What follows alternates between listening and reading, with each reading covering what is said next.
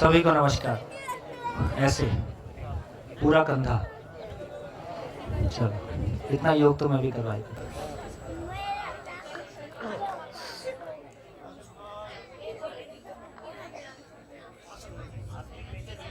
है।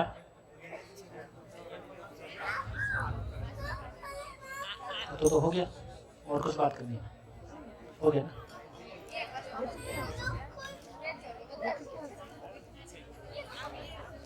आइए चलें।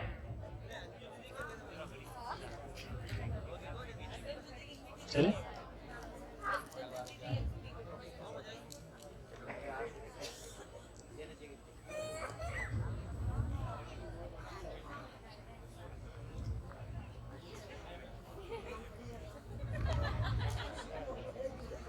हाँ जी, तो हम चर्चा कर रहे थे कि कौन सोता है, मैं सोता हूँ कि शरीर सोता है। तो जिनको लगता है मैं सोता हूँ वो अपना एक्सप्लेन कर दें, जिनको लगता है शरीर सोता हूँ वो अपना एक्सप्लेन कर दें। हाँ जी बोलिए, माइक। शरीर सोता है। शरीर सोता है, क्योंकि अगर मैं सोता होता तो अगर जब मैं सोता हूँ तब कोई मेरा नाम देकर बुलाता तो मैं जागता नहीं। अगर मैं सोता तो मैं जागता हूँ, इसीलिए सुन पाता हूँ और जाग जाता हूँ। दूसरा, सब स्वप्न की भी मुझे स्मृति इसीलिए रहती है कि मैं जागता था। तीसरा, अगर कोई जंतु मेरे शरीर पर चढ़ता है तो भी मैं जाग जाता हूँ, वो भी मैं जागता हूँ इसलिए हो पाता है। तो फिर ये शरीर के सोने का क्या मतलब है? एक विश्राम। विश्राम की आवश्यकता किसकी है? जिसने श्रम किया है उसकी। तो इसका मतलब मुझको विश्राम की आवश्यकता नहीं है। क्यों, आप इतना तो श्रम करते हैं।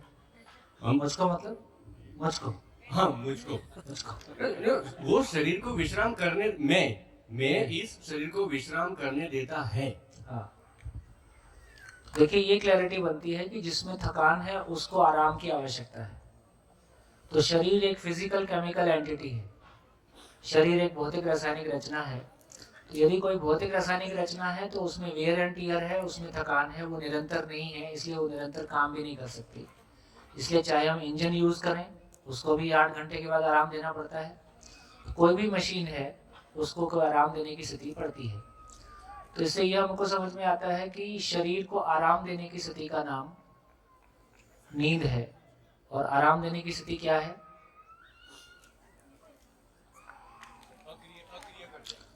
क्या अक्रिय? अक्रिय होने का क्या मतलब है? हलचल बंद करने का क्या मतलब है?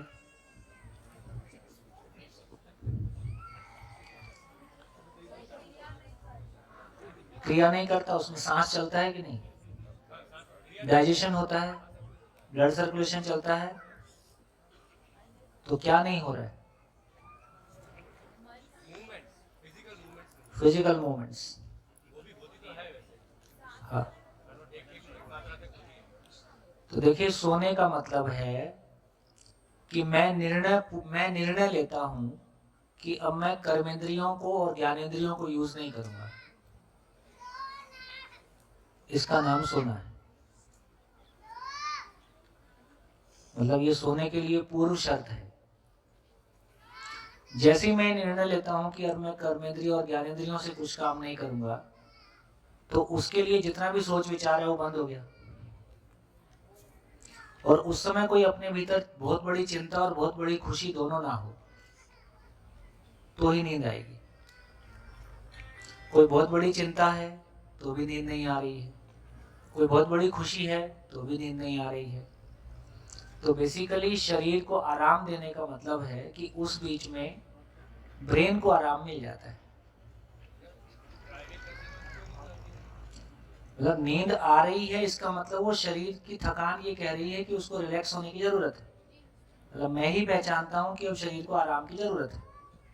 जिस समय नींद आ रही है उस समय किसी ने कनपट्टी पे गोली रख दी तो उसके बाद नींद नहीं आएगी। तो इसका मतलब है कि जीवन ये पहचानता है कि अब शरीर को क्या स्थिति में रखने की जरूरत है। लेकिन बेसिकली नींद आने का मतलब है कि मैं निर्णय पूर्वक तय करता हूं कि अब मैं कर्मेंद्रियों और ज्ञानेंद्रियों को यूज नहीं कर रहा हूं। तो कर्मेंद्रियों और ज्ञानेंद्रियों को चलाने को लेके जो विचार काम करता है वो रुक गया, तो मैं रिलैक्स हो पाया। तो इससे ये समझ में आया कि मुझको नींद की आवश्यकता नहीं है, क्योंकि मैं अक्षय बल शक्ति संपन्न हूँ। मुझको आराम की आवश्यकता, फिजिकल आराम की आवश्यकता मुझको नहीं है, तो मैं कभी नहीं सोता हूँ। मैं आज तक कभी नहीं सोया हूँ, आवश्यकता अनुसार शरीर को आराम देता हूँ, मुझको सोने की आवश्यकता भी नहीं है। इसलिए जो जागृत पुरुष हैं वो जगा ही रहता है, शरीर आराम करता है तो वो आराम करते हुए शरीर का भी दृष्टा है। उसको वैसा वाला स्थिति नहीं बनता जैसा हमारा बनता है ना। उसको कभी भी आवाज मारो वो जगा ही हुआ है, और उसको जगने और उठने में वैसा मेहनत नहीं लगता जैसा हमको लगता है। तो हम शरीर के साथ इतने तदाकार होते हैं, उस समय मैं नहीं हूं, शरीर के स्वरूप में हो जाता हूं। इसलिए जैसा शरीर होता है बिल्कुल मैं वैसे ही फील करने लगता हूँ। शरीर में दर्द है तो ऐसा लग रहा है बस मुझी को दर्द है। यदि मैं डिस्कनेक्ट कर पाया तो शायद मुझको वैसा दर्द नहीं है। तो इसका मतलब ये हुआ कि बेसिकली शरीर के साथ जो हमारा तादात्म्य है उसकी वजह से बहुत सारा कुछ अलग तरीके से फील होता है। तो एक बार हमारा ये ध्यान चला जाता है कि मुझको आराम की आवश्यकता नहीं है, क्योंकि मैं अक्षय बल शक्ति संपन्न हूँ। मुझ में कोई थकान नहीं है ना, मुझको कोई आराम की आवश्यकता नहीं है।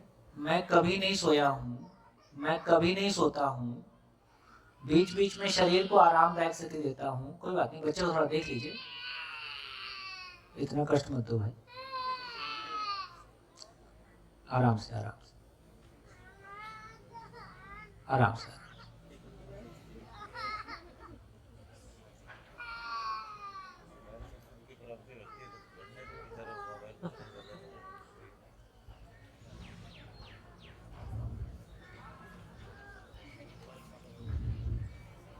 हाँ जी, ये ठीक हो गया। लेकिन फिर हम बात करते हैं कि मानसिक थकान और शारीरिक थकान दोनों का क्या मतलब। कभी कभी हम बोलते हैं ना कि मानसिक थकान है, तो मानसिक थकान का फिर क्या मतलब है। एक तरफ हम कह रहे हैं कि मैं थकता नहीं हूँ, फिर दूसरी ओर कह रहे हैं कि मानसिक थकान भी है। तो मानसिक थकान का क्या मतलब है।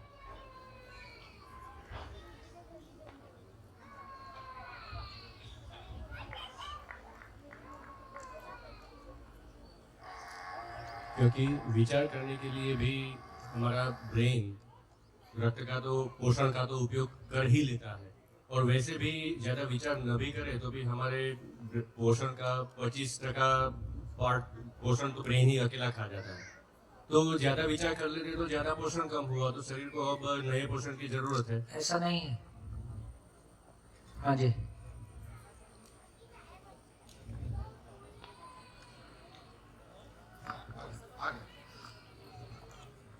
सर, जब मैं जो विचार करता हूँ और विचार को व्यवहार से कर्म में जब लाता हूँ और कर्मेंद्रियों को यूज कर कर जब मैं इच्छित परिणाम चाहता हूँ और इच्छित परिणाम नहीं मिल पाते हैं तो मैं मानसिक तौर पे थकान महसूस करता हूँ। ऐसा मैं तो ये परिणाम के लेवल पे ही नहीं है। जब मैं इच्छा के स्तर पे हूँ वहां भी अंतर विरोध है, जब मैं विचार कर रहा हूँ वहां भी अंतर विरोध है, जब मैं व्यवहार कर रहा हूँ वहां भी अंतर विरोध है, जब रिजल्ट आ रहा है वहां भी अंतर विरोध है। तो बेसिकली जब मैं हार्मनी में, अपने भीतर से हार्मनी में नहीं हूँ, है ना, उसका नाम थकान है। तो समाधान का ना होना थकान है। यदि समाधान है तो कोई थकान नहीं है। तो थकान नहीं।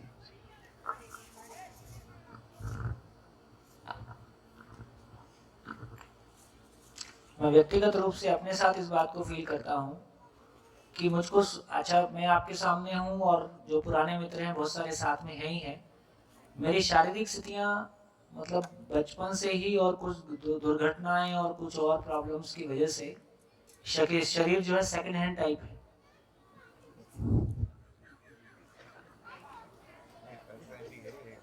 सेकंड हैंड मशीन रहती है ना, लेकिन ये सेकंड हैंड मशीन भी मेरे लिए पर्याप्त काम दे देती है। तो सुबह को जो मेरा एनर्जी लेवल रहता है और शाम को एनर्जी लेवल में कोई फर्क नहीं आता है। ऐसा मैं भी देखता हूँ और आप भी महसूस कर सकते हैं। इससे समझ में आता है यदि अपने भीतर कोई कन्फ्लिक्ट नहीं है, अपने भीतर कोई कन्फ्लिक्ट नहीं है, अपने भीतर कोई गठान नहीं है, उस तरह के द्वंद्व नहीं है, तो हम काम करते हुए भी उतने रिलैक्स रह सकते हैं, उतने ही आराम में रह सकते हैं। तो बेसिकली समाधान का ना होना हमारी थकान है। समाधान है तो निरंतर विश्राम है और थोड़ी और ऊपर की स्थिति। मैं नहीं कह रहा हूँ कि मैं अभी उस स्थिति को पा गया हूँ, उसके प्रयास में हूँ, लेकिन कम से कम इतनी स्थिति में भी ये पता चलता है कि इसका पूरा पता चलता है कि हाँ बात ठीक है। तो इससे ये समझ में आया कि मूलतः अपनी समझ में जो कमी है, अपनी इच्छा में जो अभाव है, अपने विचारों में जो कन्फ्लिक्ट है और अपने व्यवहार में जो दुख है, ये हमको थकान देते हैं। यदि जिंदगी खुले आकाश जैसी है तो ये बहुत कुछ अपने आप में बट गया। आदरणीय नागराज जी की एक सुंदर घटना याद आ रही है इस पे, तो मैं आपसे शेयर कर देता हूँ। कभी आदरणीय नागराज जी जबलपुर और अमरकंटक की दूरी शायद 250-300 किलोमीटर की है।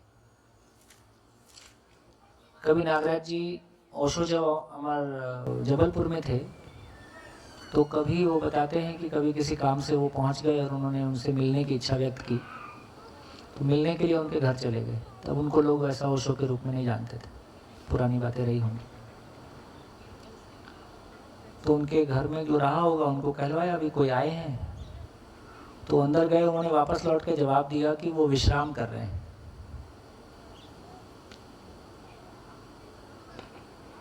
तो जो जवाब लेके आया था, नागराज जी ने उनको कहा कि उनको बताओ जो मिलने आए हैं वो हमेशा विश्राम में रहते हैं।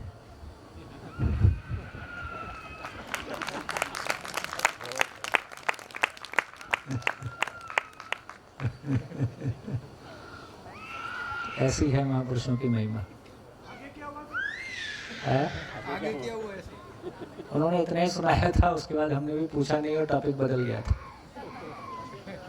इतना ही बहुत है ना। तो उन्होंने किसी संदर्भ में बात आई और ऐसा उन्होंने शेयर कर दिया। तो मैं कहना चाहता हूँ कि बेसिकली जिसको हम विश्राम कह रहे हैं, जीवन में विश्राम मतलब समाधान की निरंतरता ही विश्राम है। जीवन में समाधान की निरंतरता ही विश्राम है। तो मूलतः अब देखें तो प्रकृति को देखें, जीवन की प्रकृति विश्राम की है और शरीर की प्रकृति श्रम की है। शरीर को श्रम मिलेगा तो स्वस्थ रहेगा, जीवन विश्राम में है तो स्वस्थ है। हमने कैसा किया है? फिर से जीवन को विश्राम मिलेगा, इसका नाम स्वस्थता है।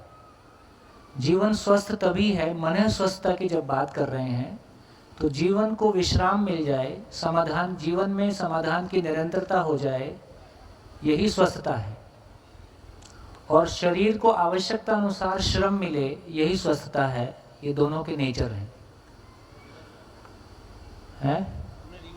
हमने रिवर्स कर दिया। हमने स्वयं को शरीर माना और जो विश्राम की कामना जीवन पे थी उसको शरीर में लगाया और गद्दे का साइज 1 फुट का हो गया।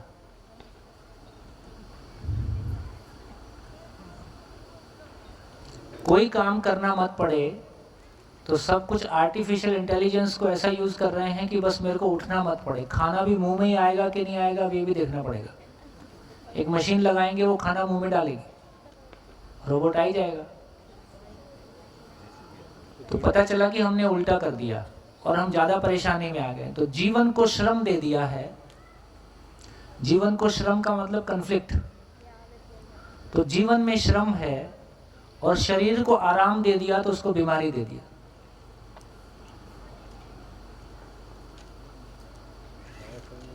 ठीक है।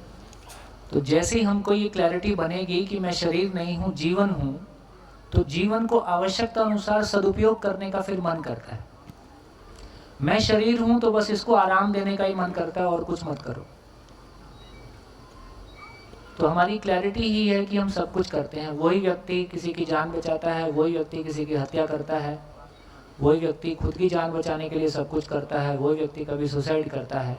इसका मतलब मैं क्या करता हूँ वो महत्वपूर्ण नहीं है, मैं क्यों करता हूँ उसकी क्लैरिटी मेरे पास क्या है, उसके आधार पे मैं जो कुछ भी करता हूँ। तो हमको ये मानव का अध्ययन नहीं है, मानव के बारे पता नहीं चला, शरीर और जीवन को रियलिटी, शरीर और जीवन की सच्चाई हमारे सामने नहीं आई, इसलिए दोनों की आवश्यकता है।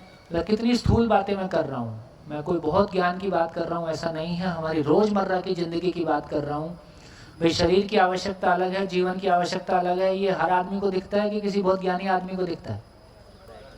ये हर आदमी को दिख रहा है। मेरी आवश्यकता ज्ञान है, शरीर की आवश्यकता रोटी कपड़ा और मकान है, दोनों को सबको दिखता है। रोटी कपड़ा मकान से ज्ञान की आवश्यकता पूरी नहीं हो सकती। जो जीवन में तृप्ति है, जीवन में जो भय मुक्ति है, अभाव मुक्ति है, कितने पैसा आने से आदमी के जीवन में भय मुक्ति अभाव मुक्ति हो जाएगा? ये नहीं हो सकता है। तो समझ में आ रहा है यार, सामान से सम्मान नहीं हो सकता, सुविधा से सुख नहीं हो सकता। और नहीं हो सकता है तो क्या फिर मेरा विचार उस तरफ दौड़ेगा? यदि ये नहीं हो सकता है, एक बार सॉफ्टवेयर इंस्टॉल हो गया तो क्या मेरा विचार उस तरफ दौड़ेगा? नहीं दौड़ेगा तो थकान होगी क्या?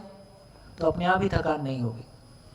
तो मुझको लगता है कि हमको और कुछ नहीं करना है, केवल 1947 पायरेटेड इन्फेक्टेड सॉफ्टवेयर के स्थान पर 2020 यूनिवर्सल एग्जिस्टेंशियल सॉफ्टवेयर को इंस्टॉल करने की ज़रूरत है ना। तो जगह जगह हम ये देख रहे हैं कि कहाँ कहाँ हमारे सॉफ्टवेयर में कमी है, कहाँ कहाँ हमारी मान्यताएं कैसे काम कर रही हैं। तो अभी हमको पता चला कि शरीर को श्रम की आवश्यकता है, मुझको विश्राम की आवश्यकता है, और भ्रमवश हमने उल्टा कर दिया। हाँ जी, बढ़िया। और क्या पता चला? बढ़ रहा है, आपकी नींद के घंटे घट रहे हैं और आप ज़्यादा फ्रेश हैं। ये होता जा रहा है। क्यों होता जा रहा है? क्योंकि जैसे जैसे हम जीवन को स्पर्श कर रहे हैं, जैसे जैसे हम जीवन के नज़दीक आ रहे हैं, वैसे वैसे जो शरीर का दबाव जीवन पे था, उससे जितना हमको छुट्टी मिलती है उतना ही नींद की आवश्यकता कम हो जा रही है। तो नींद की हमारी उतनी आवश्यकता नहीं है जितना हम रोज़मर्रा में शायद सो रहे हैं, है ना, और उतने फ्रेश भी नहीं हो पा रहे हैं। फिर किसी ने कहा कि मेरी बाकी जो शरीरगत इच्छाएं थी वो भी अपने आप कम हो रही हैं, खाना भी अपने आप कम होने लगता है। तो खाने की आवश्यकता भी, वो जीवन तृप्ति की आवश्यकता है, उसको खाने से पूरा करना चाहते हैं तो ओवर ईटिंग हो गया। तो बेसिकली सारी जीवनगत इच्छाएं हैं जिनको हम शरीर पे, जब स्वयं को शरीर मानते हैं तो शरीर वाली सारी इच्छाएं बढ़ जाती हैं। यदि जीवन तृप्ति होने लगती है तो स्वनियंत्रण विधि से, है ना, जो अभी बिटिया ने बात करने की कोशिश की, यदि वो सहज है, सहज का मतलब है आवेश नहीं है, आवेश का मतलब है सारा काम क्रोध लोभ मोह मद मात्सर्य का इतना ही मतलब है कि वो जीवन तृप्ति वाला भाग खाली है तो उसको हम शरीर से पूरा करने का प्रयास करते हैं। उसमें जो आवेश है वो और हमको अपने आप को ढक लेता है ना। जो सामान्य स्थिति में हम उसको देख पाते उसको हम नहीं देख पाते। बढ़िया। और क्या चर्चा कर सकते हैं? कहाँ कहाँ कितना चर्चा की अभी तक? कितनी सारी बातें आई अभी तक? कौन सोता है, कौन देखता है, और कौन थकता है, कौन थकता है, क्यों थकता है, और ठीक, ये कुछ बातें हमने की हैं। थोड़ा सा आगे बढ़ते हैं। तो मेरे को लगता है कि अब तक की चर्चा में हमारे पास जो बेस आ गया, देखिए अब थोड़ा सा और आगे बढ़ सकते हैं।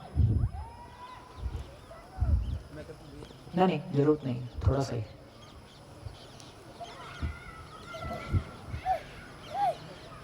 देखिए ये भी अभी तक हमारे ध्यान में आता है कि शरीर यदि भौतिक रासायनिक है तो बेसिकली एटम और मॉलिक्यूल से मिलके बना है। परमाणु और अणु से मिलके बना है। मराठी में अणु को परमाणु बोलते हैं, हिंदी में एटम को परमाणु बोलते हैं, गुजराती में भी एटम को परमाणु बोलते हैं। ये ठीक है? लेकिन मराठी में एटम को अणु बोलते हैं, ऐसे मेरे ध्यान में है। ठीक है, मैं ठीक बोल रहा हूँ? और परमाणु शब्द फिर मराठी में है कि नहीं है? अणु परमाणु एक ही चीज है, पर्यायवाची शब्द है। तो मराठी में अणु परमाणु पर्यायवाची शब्द हो जाते हैं। हिंदी और गुजराती में एटम को परमाणु बोल रहे हैं, मॉलिक्यूल को अणु बोल रहे हैं। तो ये हमारी क्लैरिटी बनती है कि जितने भी पदार्थ हैं, पेड़ पौधे हैं, मानव का शरीर है, ये सभी अणु परमाणु से मिलकर बनी हुई चीजें हैं। इसमें भार होता है, जबकि जब इधर की बात कर रहे हैं तो ये पता चलता है कि इसमें भार नहीं है, ये भारहीन है। और ये भी पता चलता है कि जब हम शरीर की बात कर रहे हैं तो इसको हम 1 2 3 4 बोल सकते हैं। ये इकाई है, यूनिट है। यूनिट गुजराती में एकम बोलते हैं, एकम बोलते हैं ना, एकम। तो यदि शरीर को, यदि हम सारी फिजिकल एंटिटीज को देखें तो उसको हम गिन सकते हैं, वो यूनिट्स हैं, 1 2 3 4 है। यदि इधर भी हम देखें तो जीवन की जब हम बात करते हैं, मन की बात करते हैं, तो मैं कहता हूं कि मेरा मन ऐसा नहीं कर रहा है ना। मेरा मन, मेरी वृत्ति या मेरे विचार या मेरी इच्छाएं, कुल मिला के फाइनली तो मैं एकम है, मैं एक एंटिटी है। तो मैं एक एकम, मैं एकम हूँ, आप भी एक एकम है। मैं एक जीवन हूँ, मैं इस शरीर को चलाता हूँ, आप एक जीवन है जो अपने शरीर को चलाते हैं। मैं हूँ जो अपनी मान्यताओं की अपनी जीवन में अपनी चेतना के स्तर के साथ हूँ। जैसी मेरी चेतना है, जीव चेतना है कि मानव चेतना की ओर जाना चाहता हूँ, वैसा मेरा बिहेवियर है, वैसे मेरे विचार हैं। जैसी आपकी चेतना है ना, वैसे आपके विचार हैं, वैसा आपका कार्यक्रम है।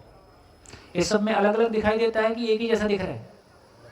हर मानव अपने आप में यूनिक है कि अलग अलग है?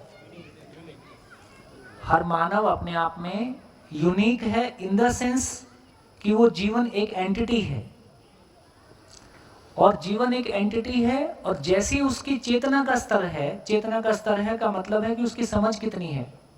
वो स्वयं को शरीर मान के जीता है तो उसको एनिमल कॉन्शियसनेस कह रहे हैं। वो स्वयं को मानव के रूप में पहचान लिया है तो ह्यूमन कॉन्शियसनेस कह रहे हैं। अभी एनिमल कॉन्शियस में है लेकिन उसको नकार चुका है। अभी चाहे स्वयं को शरीर मान के जीता है पर उसको नकार चुका है। वो कहता है कि नहीं, इसमें मजा नहीं आ रहा है, मैं ये नहीं हूँ, है ना। कहता है स्किल भी मैं नहीं हूँ, ये भी मैं नहीं हूँ, ये भी मैं नहीं हूँ, लेकिन मैं क्या हूँ ये मुझको अभी पता नहीं है, मैं उसको जानना चाहता हूँ।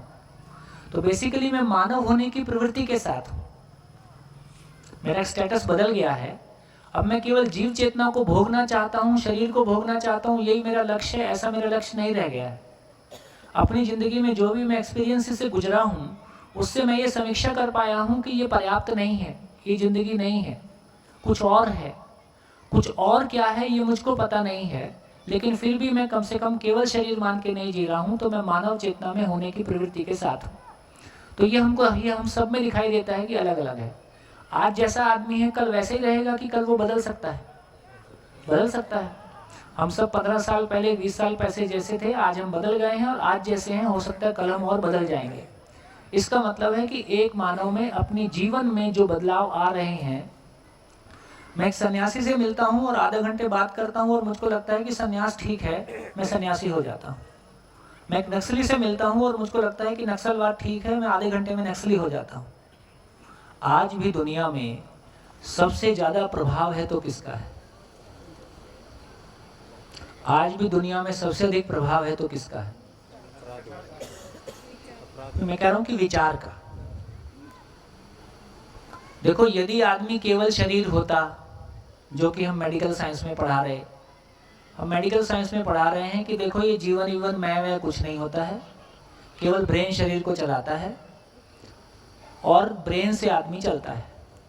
यदि आदमी केवल ब्रेन होता और केवल ब्रेन से चल रहा होता तो सास बहू का इंजेक्शन अलग होता, जुलानी दिखानी का इंजेक्शन अलग होता, और डिप्रेशन का अलग होता, और खुशी का अलग होता।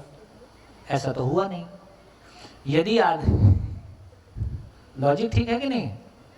यदि आदमी केवल ब्रेन होता, ब्रेन में सोडियम पोटेशियम का लोचा होता है, तो सोडियम पोटेशियम या और मैग्नीशियम या और भी कुछ जो भी केमिकल्स ब्रेन में रहते होंगे, तो यदि कोई चीज केमिकल से मिलके बनी है, उस पर सबसे अधिक प्रभाव किसका होगा? केमिकल का होगा।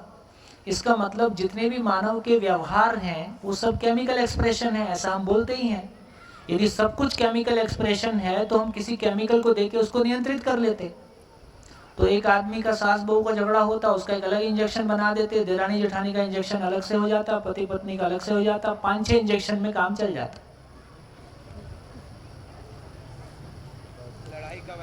है। और पढ़ाई करने का वैक्सीन होता है ना।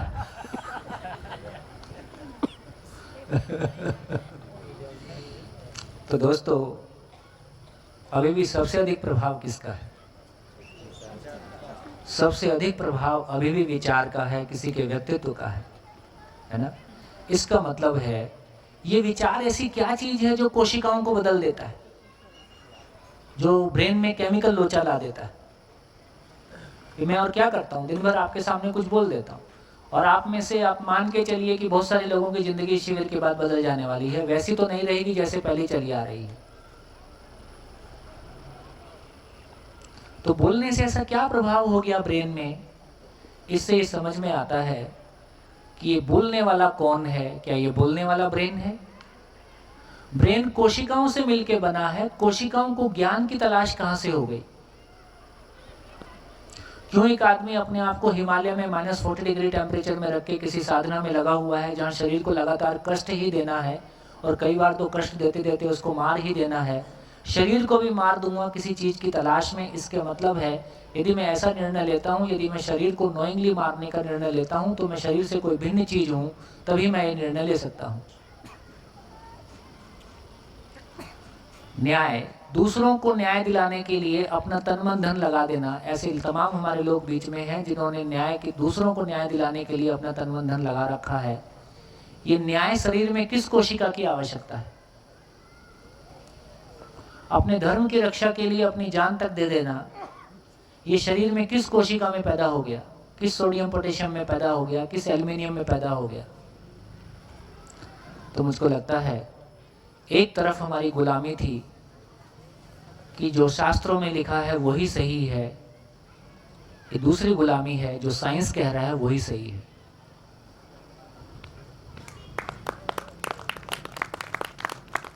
तो मानव उत्तरोत्तर आगे बढ़ा है। सारे शास्त्र मानव के ही गढ़े हुए हैं। जितना जान पाया उतना कह पाया, जितना कहने की स्थिति होगी उतना कह पाया। क्या पता लिखने वाले ने क्या लिखा और फिर छापने वाले ने क्या छापा, कितने भी गैप हो सकते हैं, तो हम नहीं जानते कि कहने वाले ने क्या कहा था। लेकिन इससे ये क्लैरिटी जरूर बनती है कि जब हम साइंस की बात करते हैं तो साइंस में भी ऐसा नहीं है कि सब कुछ अकाट्य है। आज सुबह आप एंट्रोपी की बात कर रहे थे। एंट्रोपी क्या है? साइंस में एक प्रिंसिपल है एंट्रोपी। किसी को समझ है तो बोलेगा। एंट्रोपी किसको बोलते हैं? एंट्रोपी अव्यवस्था जो होती है उसका मेजर होता है, माप होता है। क्या बोलती है एंट्रोपी? साइंस में हम क्या पढ़ाते हैं एंट्रोपी में? एंट्रोपी में पढ़ाते हैं कि एक 8 बॉक्स है खाने वाले, उस पर मक्खी अगर किसी एक पर बैठी है तो ये एक व्यवस्था है। अगर बॉक्स को अगर खाना बढ़ा देते हैं, जैसे जैसे एनर्जी बढ़ती है ऐसे अव्यवस्था बढ़ती है, ऐसा कुछ पढ़ाते हैं। और अंततः सब कुछ अव्यवस्था की ओर जा रहा है। हाँ, केओस की ओर जा रहा है। तो यदि हैं, कहाँ हैं आप? हाँ बोलिए। ये हम कार चला रहे हैं, चांद तक जा रहे हैं, जा ही रहे हैं ना। तो जो उसका टेक्नोलॉजी पार्ट है वो ठीक है, उसमें भी ईंधन पार्ट गलत है।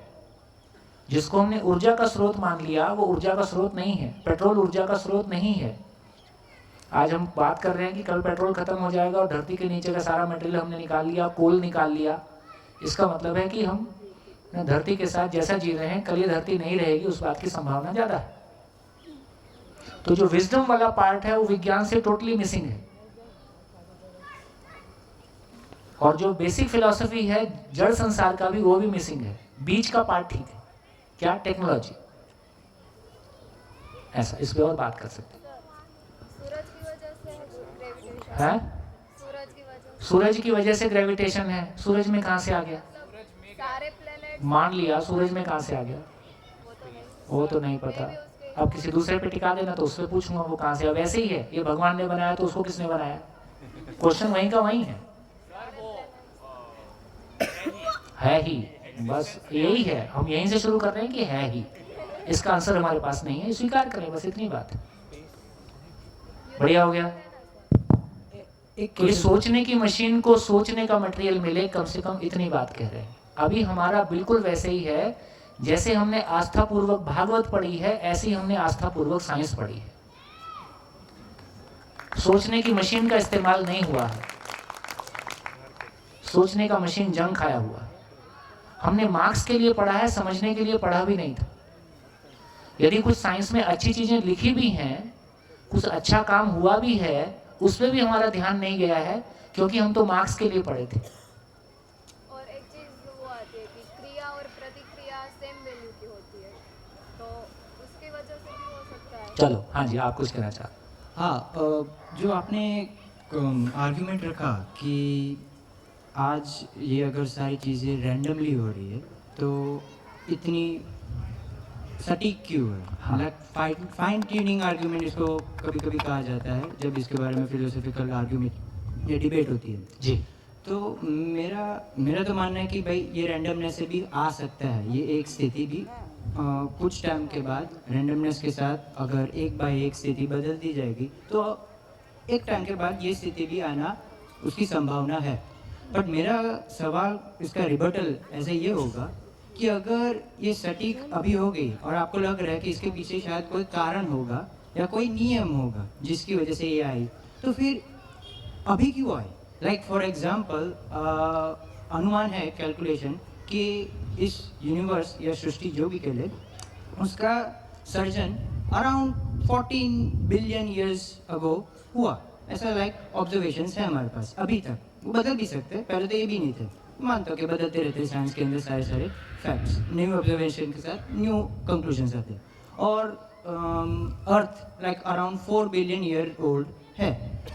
अब उसके बनने के बाद इतने सारा समय चला गया, उसके बाद ही ये स्थिति आई। तो अगर जो नियम, मैं तो नहीं जानता, मैं तो अभी अज्यूम ही कर रहा हूँ, आप मुझे सही भी कर सकते हैं, अगर फाइन ट्यूनिंग होना ही था और वो नियम से चलना ही था तो उसको 4 बिलियन साल क्यों लगे? और अगर लगे तो फिर उसके अंदर उसने, हम जब ऑब्जर्व करते हैं जिस तरह से हुआ होगा उसके अनुमान लगाते हैं, थियरीज लगाते हैं, हाइपोथेसिस होते हैं बेस्ड ऑन ऑब्जर्वेशन। तो वो हम जब ऑब्जर्व करते हैं तब हमें लगता है कि यार इसके अंदर पीछे कोई पैटर्न हो ज़रूरी, ये इट्स नॉट नेसेसरी। हो सकता है कि जिस तरीके से वो एक दूसरे के साथ मिले, जुड़े और आगे इंटरेक्ट हुआ और जैसे सिस्टम हुए, सॉरी, जैसे सिचुएशंस हुई उस समय, उसके हिसाब से जैसे आ रहा है वो चलता जा रहा है। उसके अंदर कोई नियम या कोई मीनिंग, मुझे कभी ऐसे कोई अंदर से चेष्टा ही नहीं हुई कि मैं उसके अंदर ये ऐसा मीनिंग निकालूं। हो भी सकता है कि शायद मीनिंग ना भी हो, और मीनिंग हर बार उसके अंदर निकालना वो शायद हमारा भ्रम या हमारी गलती भी हो सकती है। क्या किया जाए? मैं ओपन माइंडेड रह जाए, ढूंढना चाहिए, और अगर मारो वही के कर ना मिले, ढूंढ रहे हैं। मारो के ना भी मिले, ढूंढ उसके रहे हैं। अंदर भी शांति मुझे, हाँ, नहीं, ठीक है, देखो continuously open वो रहेगा। तो मैन टू मैन वेरी करेगा। हाँ, लेकिन ये बात तो ठीक है कि एक तो ये बात कि 40 बिलियन या 4 बिलियन पहले व्यवस्थित नहीं था, ऐसा नहीं। इसका मतलब है कि हम जब एक प्लेनेट की बात कर रहे हैं तो उसको हम देख रहे हैं पूरा। यदि पूरी अभी तक तो हमको ये भी पता नहीं चला कि कितना फैलाव है। कल तक हम बोल रहे थे, अभी देखो, मैं तो कभी कभी मेरे को तो मतलब बहुत मोटी बात भी यदि करें तो ये सन है, ये अर्थ है और ये मून है। मून किसी एक गति के साथ लगभग 3600 किलोमीटर पर आवर, धरती किसी एक गति के साथ लगभग 1 लाख किलोमीटर पर आवर, ये सन किसी एक गति के साथ लगभग शायद 7 लाख किलोमीटर पर आवर, और ये गैलेक्सी शायद 22 लाख किलोमीटर पर आवर। अब ये सोचो कि इतनी गति में मून की क्या हालत है ना? मून एक गति एक मेंटेन कर रहा है कि उसको धरती के चारों तरफ बने रहना है। फिर ये धरती 1 लाख किलोमीटर की स्पीड से आगे भाग रही है, तो मून को भी लगातार, अब ये इधर ये सन भी भाग रहा है, अब ये धरती भी भाग रही है, उसके पीछे मून भी भाग रहा है, और ये फिर ये गैलेक्सी भी भाग रही है, और अभी इसका भी पता नहीं है। ये महज संयोग नहीं हो सकता, ये महज कुछ भी हो गया और उसकी वजह से इतना व्यवस्थित है और लगातार व्यवस्थित बना रहता है, तो इसका मतलब है कि चाहे 40 मिलियन पहले की बात करें या 22 प्लैनेट की बात करें, ये प्लैनेट तो बहुत एक छोटा सा कण है। यदि पूरे एग्जिस्टेंस की बात करेंगे तो उसकी तमाम, यदि उसमें 0.00001% भी डेविएशन आता है तो पूरा अस्तित्व रोज दिवाली होगा, रोज सारे प्लैनेट आपस में टकराएंगे। तो इसकी पूरी सारी व्यवस्था को देखो, हम कब से सुन रहे हैं, 84 में ये गिन रहा है और 2000 में अब टकराने वाला है, अभी ये टकराने वाला है, लगातार जो भी न्यूज़ आती हैं जिस भी तरीके से आती है। लेकिन इसके बावजूद भी अच्छा पूरी धरती को भी हम देखते हैं तो जिस तरह की पूरी धरती की बनावट है, हर पेड़ पौधे की जिस तरह की बनावट है, शरीर की जिस तरह की बनावट है और ब्रेन की जिस तरह की बनावट, तमाम पूरी सृष्टि को जब आप देखते हो तो बहुत एक इंटेलिजेंट मैकेनिज्म लगता है कि कोई रैंडम मैकेनिज्म लगता है। बहुत एक इंटेलिजेंट, मतलब हमारा शब्द छोटा पड़ जाता है। तो एक तो ये तो इसके पीछे आस्था बनती है कि कोई बहुत इंटेलिजेंट मैकेनिज्म है जिसको समझने की हम पूरी कोशिश कर रहे हैं, उसके बाद भी हमको लगता है कि हमारी समझ के बियॉन्ड है। जो चीज़ हमारी समझ के बियॉन्ड है और वो हमेशा किसी नियम से है, जिन भी तमाम नियमों को हमने पहचान लिया वो आज तक फिर वैसे ही बने हुए हैं। ऐसे नहीं है कि मैंने पहचाना था 47 में, अब वो नियम बदल गया है ना। तो लोहे का एक एटम हमने पहचाना तो उसका इलेक्ट्रॉनिक कन्फिग्रेशन पूरे यूनिवर्स में वो एटम कहीं भी मिलेगा तो उसका कन्फिग्रेशन वही होगा, ऐसा हम देख पा रहे हैं, ऐसा हम समझ पा रहे हैं। तो एक तो ये समझ में आता है कि कोई 40 बिलियन पहले वो व्यवस्थित नहीं था, आज व्यवस्थित ऐसा नहीं है, वो हमेशा से ही व्यवस्थित है और इवॉल्व हो रहा है। इवोल्यूशन के किसी चरण को हम अलग अलग समय में देख रहे हैं, किसी एक प्लेनेट की बात करते हैं तो खैर सार में यही कहना है कि मानव के पास समझने की अनलिमिटेड ताकत है।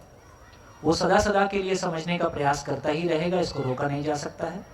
मैन टू मैन ये प्रयास वेरी करते ही रहेंगे, हमारी ऑब्जर्वेशंस अलग अलग आती ही रहेंगी। लेकिन फाइनली हम क्यों इतना मेहनत कर रहे हैं? हम इतनी मेहनत इसलिए कर रहे हैं, मैं सारी मेहनत इसलिए कर रहे कि मेरी जिंदगी में जो एक क्वेस्ट है, quest for understanding whatever I want, है ना, वो क्वेस्ट मेरी शांत हो जाए। या एक क्वेस्ट है कि मंगल पे क्या क्या है, दूसरी क्वेस्ट ये भी है कि मेरे जीने का पर्पस क्या है। या तो मेरे भीतर कोई बेचैनी ना हो, मैं मीनिंगलेस लाइफ जी रहा हूँ और मैं आराम में हूँ, तो मेरा कोई दिक्कत नहीं है कुछ समझने की, कोई ढूंढने की। लेकिन मैं ये पाता हूँ कि यदि मैं इस मीनिंगलेस के साथ बना नहीं रह सकता हूँ और मुझको तलाश है कोई चीज़ की, तो मैं मेरी ज़िंदगी में मेरे भाव और विचार में जो अभाव है, भय है, अनसर्टेनिटी है ना, मेरी ज़िंदगी व्यवस्थित नहीं है।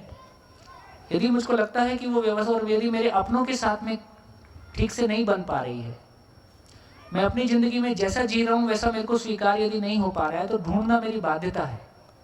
और जब तक ये तृप्ति मुझको नहीं मिलती है, मैं कोई ना कोई प्रयास करूँगा। इन तमाम प्रयासों के बावजूद के फलन में यदि कोई एक रास्ता हमको ऐसा मिलता है कि यार ये स्टेबल होता है और ये एक निश्चित समय में हमको स्टेबल होता हुआ दिखाई दे रहा है, और लगभग जो हमारी जितने प्रश्न हैं, जितने हमारी पूरी कायनात को अंडरस्टैंडिंग समझने के लिए जितने प्रश्न हैं, उनका हमको एक बहुत लॉजिकल और एक कंसिस्टेंट आंसर मिल रहा है और वो हमको ठीक लग रहा है, लॉजिकली कम से कम। फिर देखेंगे कि प्रैक्टिसेबल कितना है और आगे कैसे बढ़ेंगे। भैया आपके एक मिनट, आपके खुलेपन के लिए आपका सम्मान है, तो मेरे को लगता है कि खुलेपन के साथ अपन देखें और फिर अंत में जाके कोई निष्कर्ष लें कि क्या कुछ बेहतर संभावनाएं हो सकती हैं कि नहीं हो सकती। बढ़िया। हाँ जी। नेचर में जो हम व्यवस्था की बात कर रहे हैं, ये व्यवस्था कैसे आई, कहाँ से आई? हाँ, उस पर चर्चा करेंगे। तो अभी तो मैं आपकी क्वेश्चन जगा रहा हूँ कि यार इस पे बात कर सकते हैं।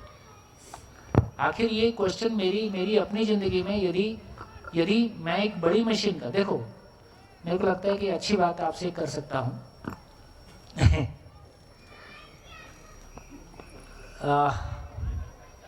दिल्ली में एक शिविर हम कर रहे थे, तो सवाल पे चर्चा शुरू हुई कि भाई क्यों जीना है। तो उसमें हम ये एक प्रैक्टिस करते हैं, यहाँ मैंने नहीं करवाई, बड़ी सभा थी शायद इस कारण भी, और शायद उस समय स्किप हो गया। तो हर व्यक्ति अपना शेयर करता है कि मैं क्यों जी रहा हूँ, ठीक। तो एक व्यक्ति ने अपनी शेयरिंग में कहा कि मैं क्यों जी रहा हूँ ये सेकेंडरी क्वेश्चन है, पहले ये बताओ कि जहाज जा कहाँ रहा है।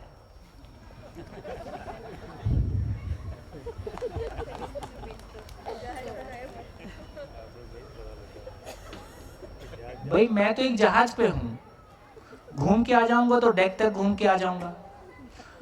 जहाज पे दारू पी लूं कि जहाज पे ध्यान कर लूं, ध्यान कर लूं कि भोग कर लूं, मैं हूं तो जहाज पे। ये बताओ ये जहाज कहां जा रहा है?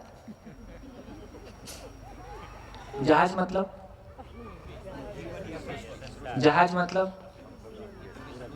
मतलब इस एग्जिस्टेंस का कोई पर्पस है कि नहीं है?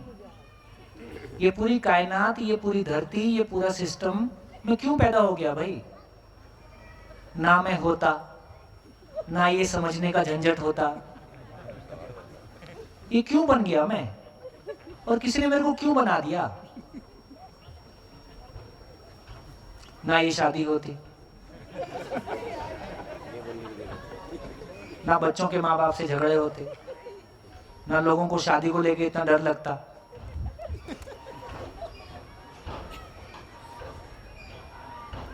तो बोले बताओ ये जहाज जा कहां रहा है? मेरी चर्चा बाद में करूंगा, ये क्वेश्चन बहुत जेन्युइन है। तो ये पता चले कि आखिर ये एग्जिस्टेंस है क्यों, इसका कोई पर्पस है कि नहीं है, क्यों मैं इसमें पैदा हो गया, मैं क्यों क्रिएट हो गया, ये मानव के भी क्रिएट होने का क्या पर्पस है इस पे? और मेरे पूछना इसलिए बनता है कि मैं इसको झेलता हूं, मेरा पूछने का हक है कि मेरे मन में रोज आता है मैं क्या करूं, और जो कर रहा हूं उसमें मजा नहीं आ रहा है, अब क्या करूं? सुसाइड करने का मन भी नहीं है।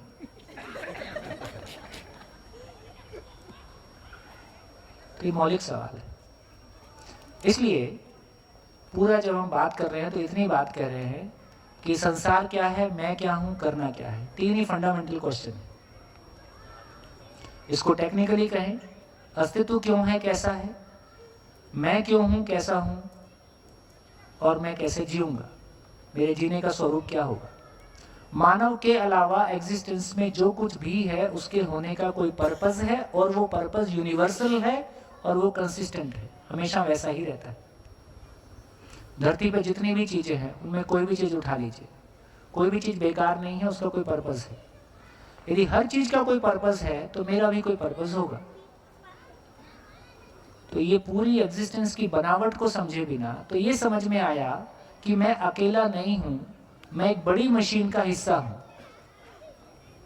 मैं अकेला नहीं हूं, मैं एक बड़ी मशीन का हिस्सा हूं, और जब तक पूरी बड़ी मशीन समझ नहीं आए तब तक इस पार्ट को क्या करना है ये पता नहीं चल रहा।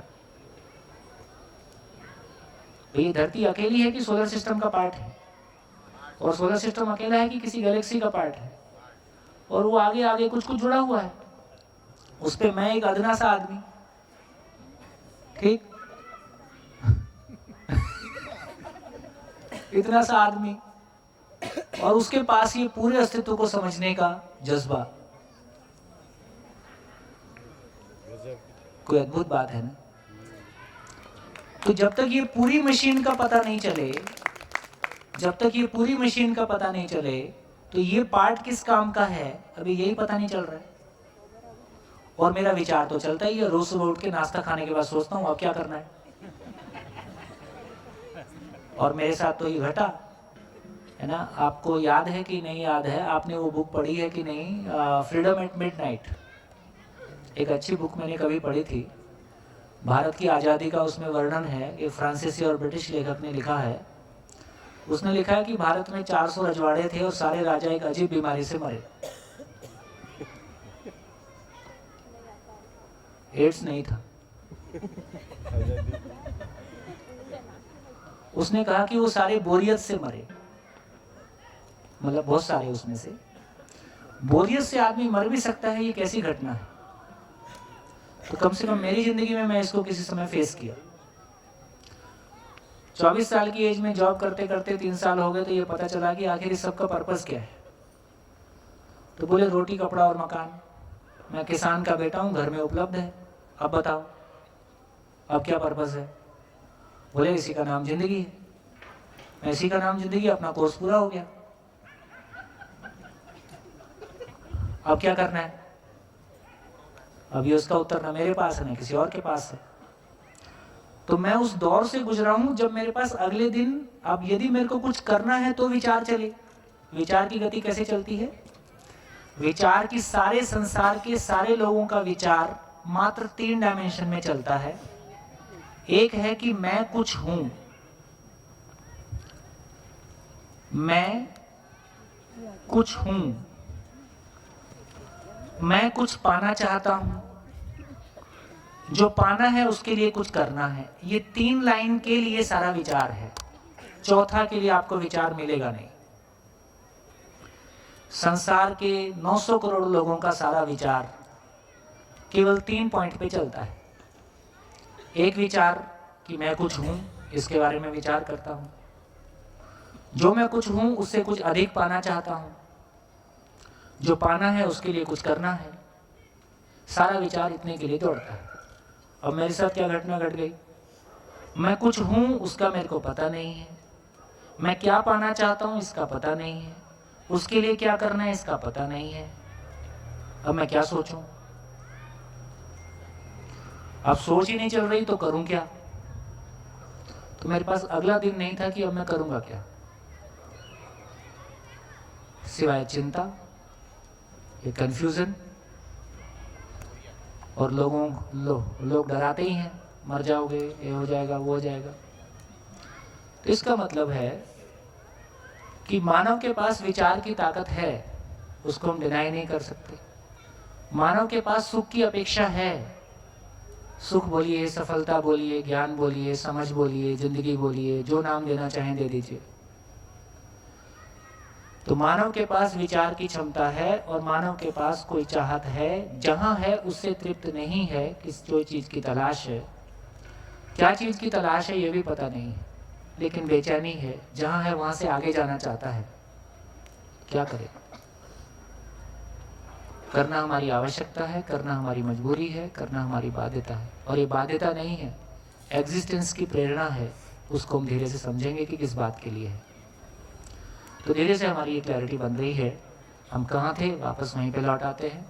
मैं चर्चा ये कर रहा था कि मानव केवल शरीर नहीं है, शरीर को चलाने वाली चीज केवल ब्रेन नहीं है। यदि मानव केवल शरीर होता, ब्रेन होता, तो खा पी के मस्त रहता और कुछ, क्योंकि शरीर की आवश्यकता भौतिक रासायनिक है और भौतिक रासायनिक के रूप में सब कुछ मिल जाए तो वो खुश रहता। ऐसा नहीं हुआ। इससे ये भी हमारी क्लैरिटी बनी कि मैं की आवश्यकता अलग है, वो शरीर की आवश्यकता से पूरी नहीं हो रही है। मैं की आवश्यकता यदि अलग है तो फिर ये मैं क्या है, मैं को समझने के क्रम में गए तो हमारा ध्यान इस बात पे जा रहा है कि मैं एक अलग एंटिटी हूँ और ब्रेन के माध्यम से इस शरीर को चलाता हूँ।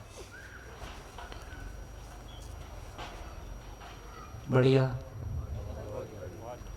यहाँ तक हम पहुँचे कि मैं एक सेपरेट एंटिटी हूँ, ब्रेन के माध्यम से शरीर को चलाता हूँ।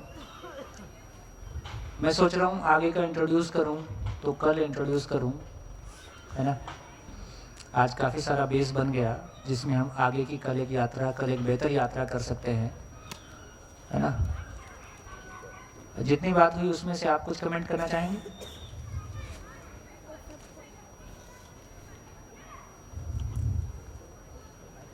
ब्रेन मतलब यहाँ बुद्धि लेंगे हम? नहीं, बिल्कुल नहीं। ब्रेन का बुद्धि से कोई मतलब नहीं।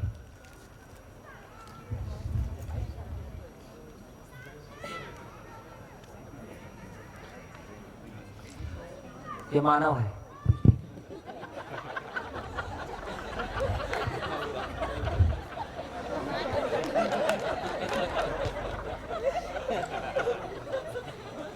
ठीक नहीं लग रहा?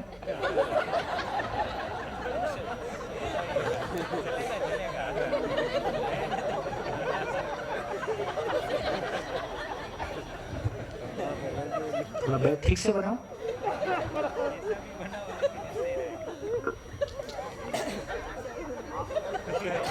पहले वाला अच्छा था।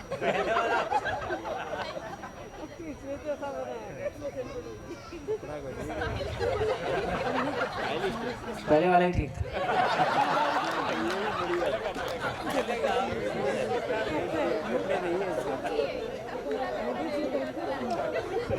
तो बेसिकली जब हम ब्रेन बोल रहे हैं, डाइट पे लग रहा है, डाइट।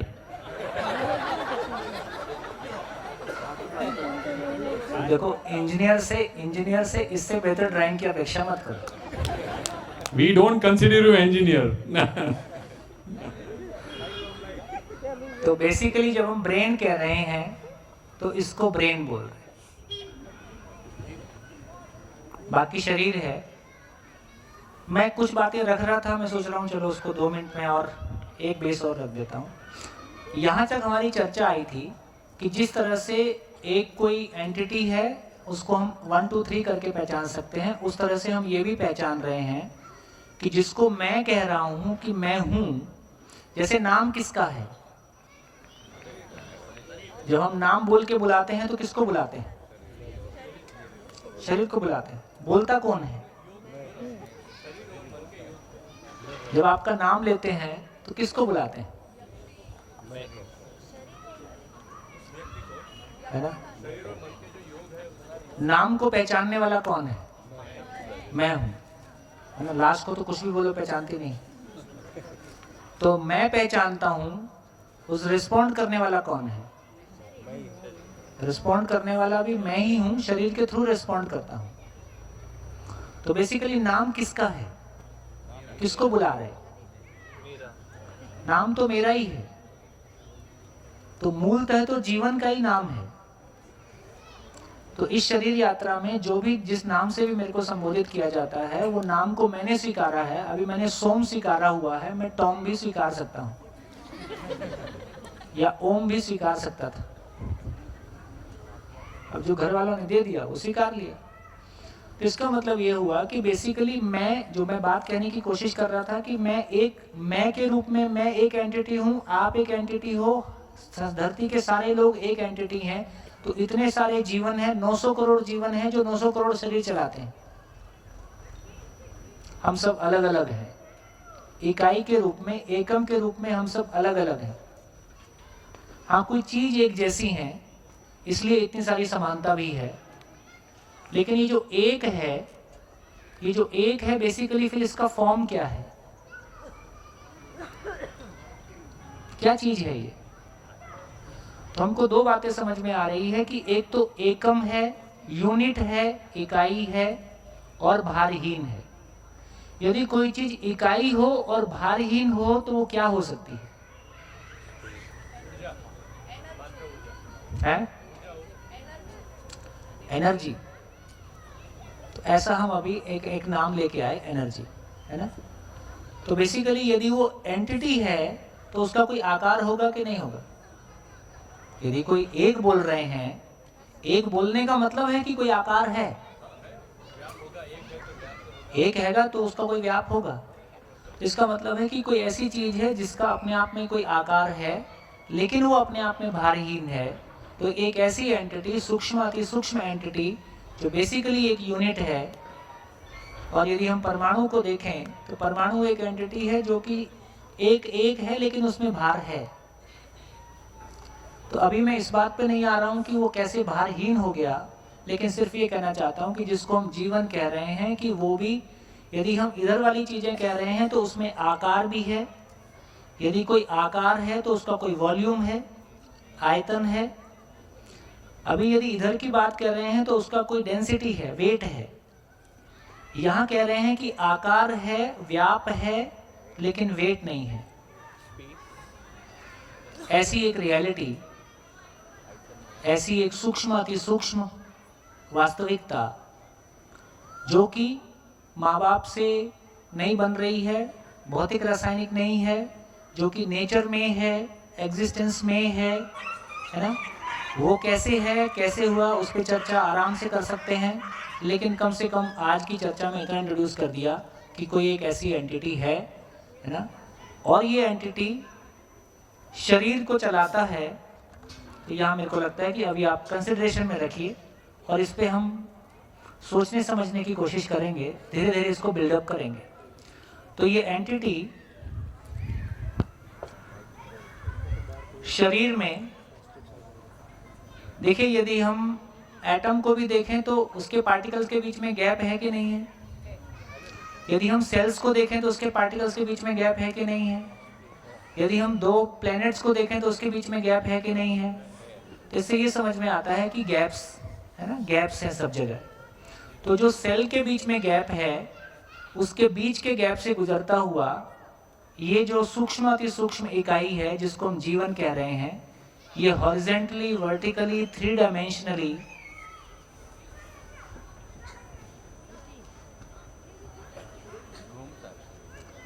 लगातार इच्छा गति से उस शरीर में जो कोशिकाओं के बीच में गैप है पूरे शरीर में उसको घूमता है। तो जैसे अंधेरी रात में एक रस्सी को जला के घुमाया जाए तो कैसा दिखाई देगा? एक राउंड दिखाई देगा। उसी तरह से ये सूक्ष्म अति सूक्ष्म एनर्जी, अभी एनर्जी ही बोल लीजिए, ये एनर्जी पूरे शरीर की प्राण कोशिकाओं के बीच में से हॉरिजेंटली, वर्टिकली, 3 डायमेंशनली इच्छा गति से ट्रेवल करता है। तो क्या दिखाई दे, क्या बनेगा? शरीर के आकार का एक आकार बन गया। तो बेसिकली एक आकार और बन गया। तो इसलिए कहा कि जीवन, इसको पुंजाकार कहा।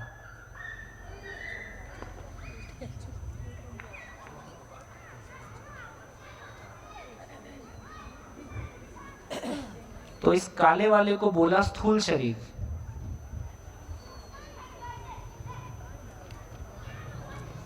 और इस लाल वाले को बोला सूक्ष्म शरीर। स्थूल शरीर में भार है, ये हार्ड मास का बना हुआ है। सूक्ष्म शरीर एनर्जी, अभी आपके लिए एनर्जी शब्द आपको सूझ कर रहा होगा, लेकिन बेसिकली इसको बोल रहे हैं कि ये जीवन पुंज है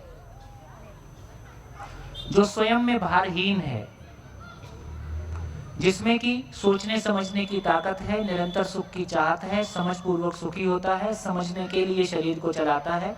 इस अर्थ में ये शरीर के साथ साथ बना हुआ है। ये बात आप थोड़ा सा इसको पकड़ने की कोशिश कर सकते हैं कि कैसे ऐसा है?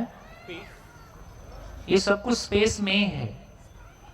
जीवन भी स्पेस में है, शरीर भी स्पेस में है, कोशिकाओं के बीच में जो खाली स्थान है वो भी स्पेस है। उस स्पेस में से ये सूक्ष्म अति सूक्ष्म जीवन रूपी कण, एंटिटी, एकम, है ना, गुजरता हुआ शरीर के आकार में पुंजाकार के रूप में बना हुआ है। तो मैं शरीर में हूं कि शरीर मुझ में है? तो बेसिकली शरीर मुझ में है ना। कुछ एग्जाम्पल से समझते हैं। हाँ बेटा, माइक।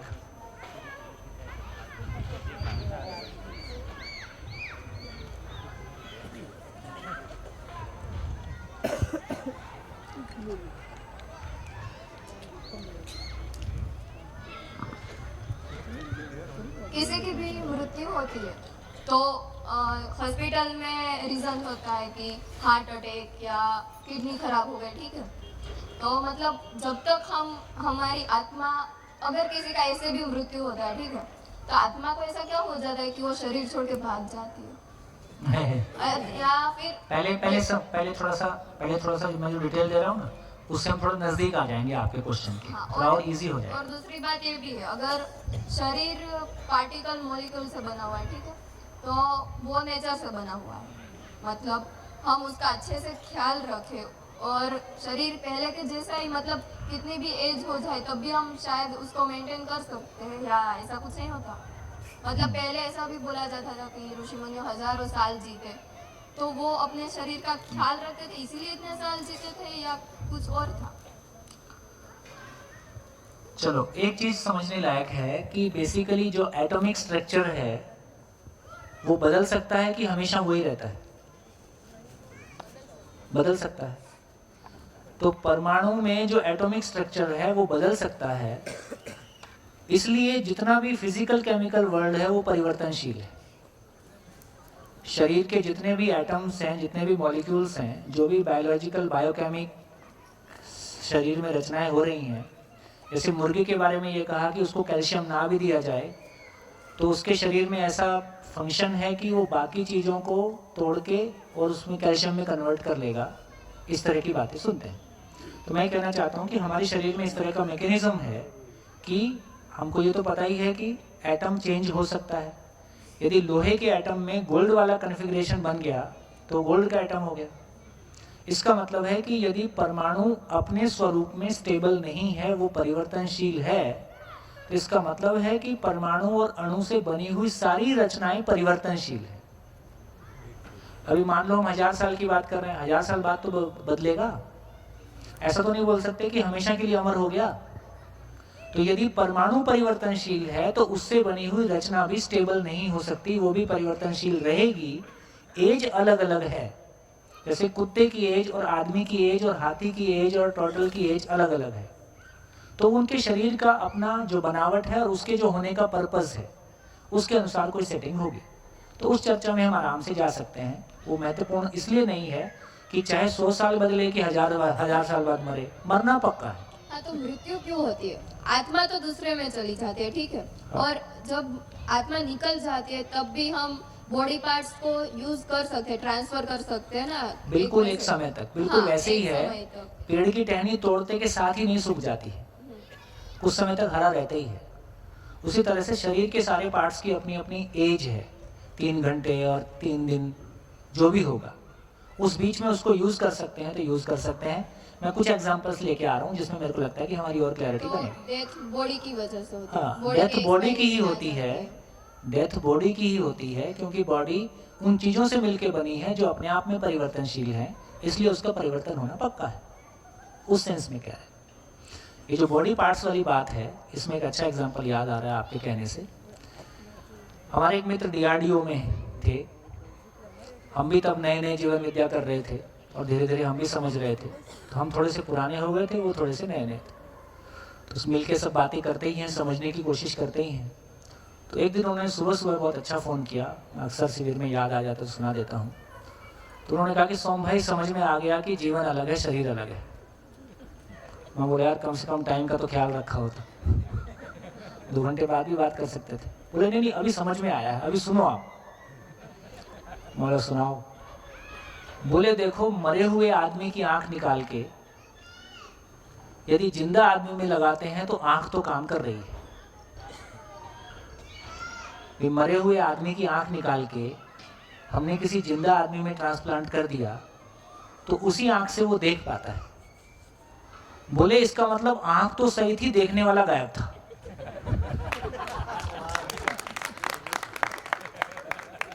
लॉजिक है ना, सिंपल ऑब्जर्वेशन है। तो आदमी की बहुत बड़ी ताकत उसकी ऑब्जर्वेशन है। जिस सच्चाई को हम बहुत अलग तरीके से पाने की कोशिश कर रहे हैं, उसको रोजमर्रा की ऑब्जर्वेशन में भी ढूंढ सकते हैं। अच्छा, एक बार जब जिसका ओरिजिनल मैंने आपको सुनाया, अभी ये आपका ऑब्जर्वेशन नहीं है, लेकिन जिसका ये फर्स्ट हैंड ऑब्जर्वेशन होता है उसका फीलिंग लेवल एकदम अलग है, और सुनने से हमारा फीलिंग लेवल वो नहीं होता जो फर्स्ट हैंड ऑब्जर्वेशन का होता है। तो इससे हमारी ये क्लैरिटी बनी कि बेसिकली देखने वाला मैं हूं, आंख केवल मैग्नीफाइंग लेंस है। बोलने वाला मैं हूं, मुंह केवल मैग्नीफाइंग स्पीकर है। सुनने वाला मैं हूं, कान केवल रिसेप्टर है। छू के महसूस करने वाला भी मैं हूं, केवल एक मैकेनिज्म है। तो धीरे धीरे हर डायमेंशन से हमारा इस बात पे ख्याल जाता है कि मैं कैसे ऑपरेट कर रहा है। जो बात मैं अभी आपसे कहना चाह रहा था वो ये कि जैसे जो लोग ऊंची बिल्डिंग से कूद के सुसाइड करते हैं, है ना, उनके बारे में ये कहा जाता है कि नीचे गिरने के पहले मर चुका था, है ना। कैसे बताते हैं? पोस्टमार्टम रिपोर्ट में ये आ जाता है कि हड्डियां जिस तरीके से टूटती हैं, लाश गिरेगी तो हड्डियां कैसे टूटेंगी, और एक जिंदा आदमी गिरेगा तो पूरा मैकेनिज्म अलग है, तो उससे वो ऑब्जर्व कर लेते हैं। इसका मतलब जब कूदा था तब तो जिंदा था, ये बीच में ही कैसे मर गया? वो जीवन बगैर छोड़ गया। अब जीवन ने देख लिया कि बेटा नीचे जाके तो कुछ बड़ा होने वाला है, या तो बीच में ही हार्ट फेल कर गया डर के मारे, या जीवन पहले ही शरीर छोड़ के भाग गया। ठीक, तो बेसिकली मैं शरीर के साथ हूं, ये मेरा निर्णय है। छोटे छोटे एग्जांपल्स हैं, जैसे हम वो नहीं रहता, यहाँ तो आपने देखा हो, वो जो गोल वाला झूला रहता है, क्या बोलते हैं? जगलोर, चलो जो भी चकडोर। जब उसमें से ऊपर से नीचे आते हैं तो कैसा लगता है? कहाँ पे, शरीर के किस हिस्से में होता है? ऐसा लगता है कुछ निकल जाएगा। ठीक, तो बेसिकली क्या है, अब हमको ये साइंटिफिकली समझ में आता है कि शरीर ऊपर से नीचे गिरेगा तो उसका प्रिंसिपल क्या होगा, किस प्रिंसिपल से नीचे गिरेगा, ग्रेविटेशन से गिरेगा। तो उसका एक निश्चित सिद्धांत है, निश्चित गति है। मैं ऊपर से नीचे आऊंगा तो कैसे आऊंगा, मेरे ऊपर तो ग्रेविटेशन काम नहीं करता है क्योंकि मैं तो भारहीन चीज हूं। यदि मैं भारहीन हूं तो मेरे ऊपर ग्रेविटेशन काम नहीं करेगा। अब मैं ऊपर से नीचे कैसे आऊंगा,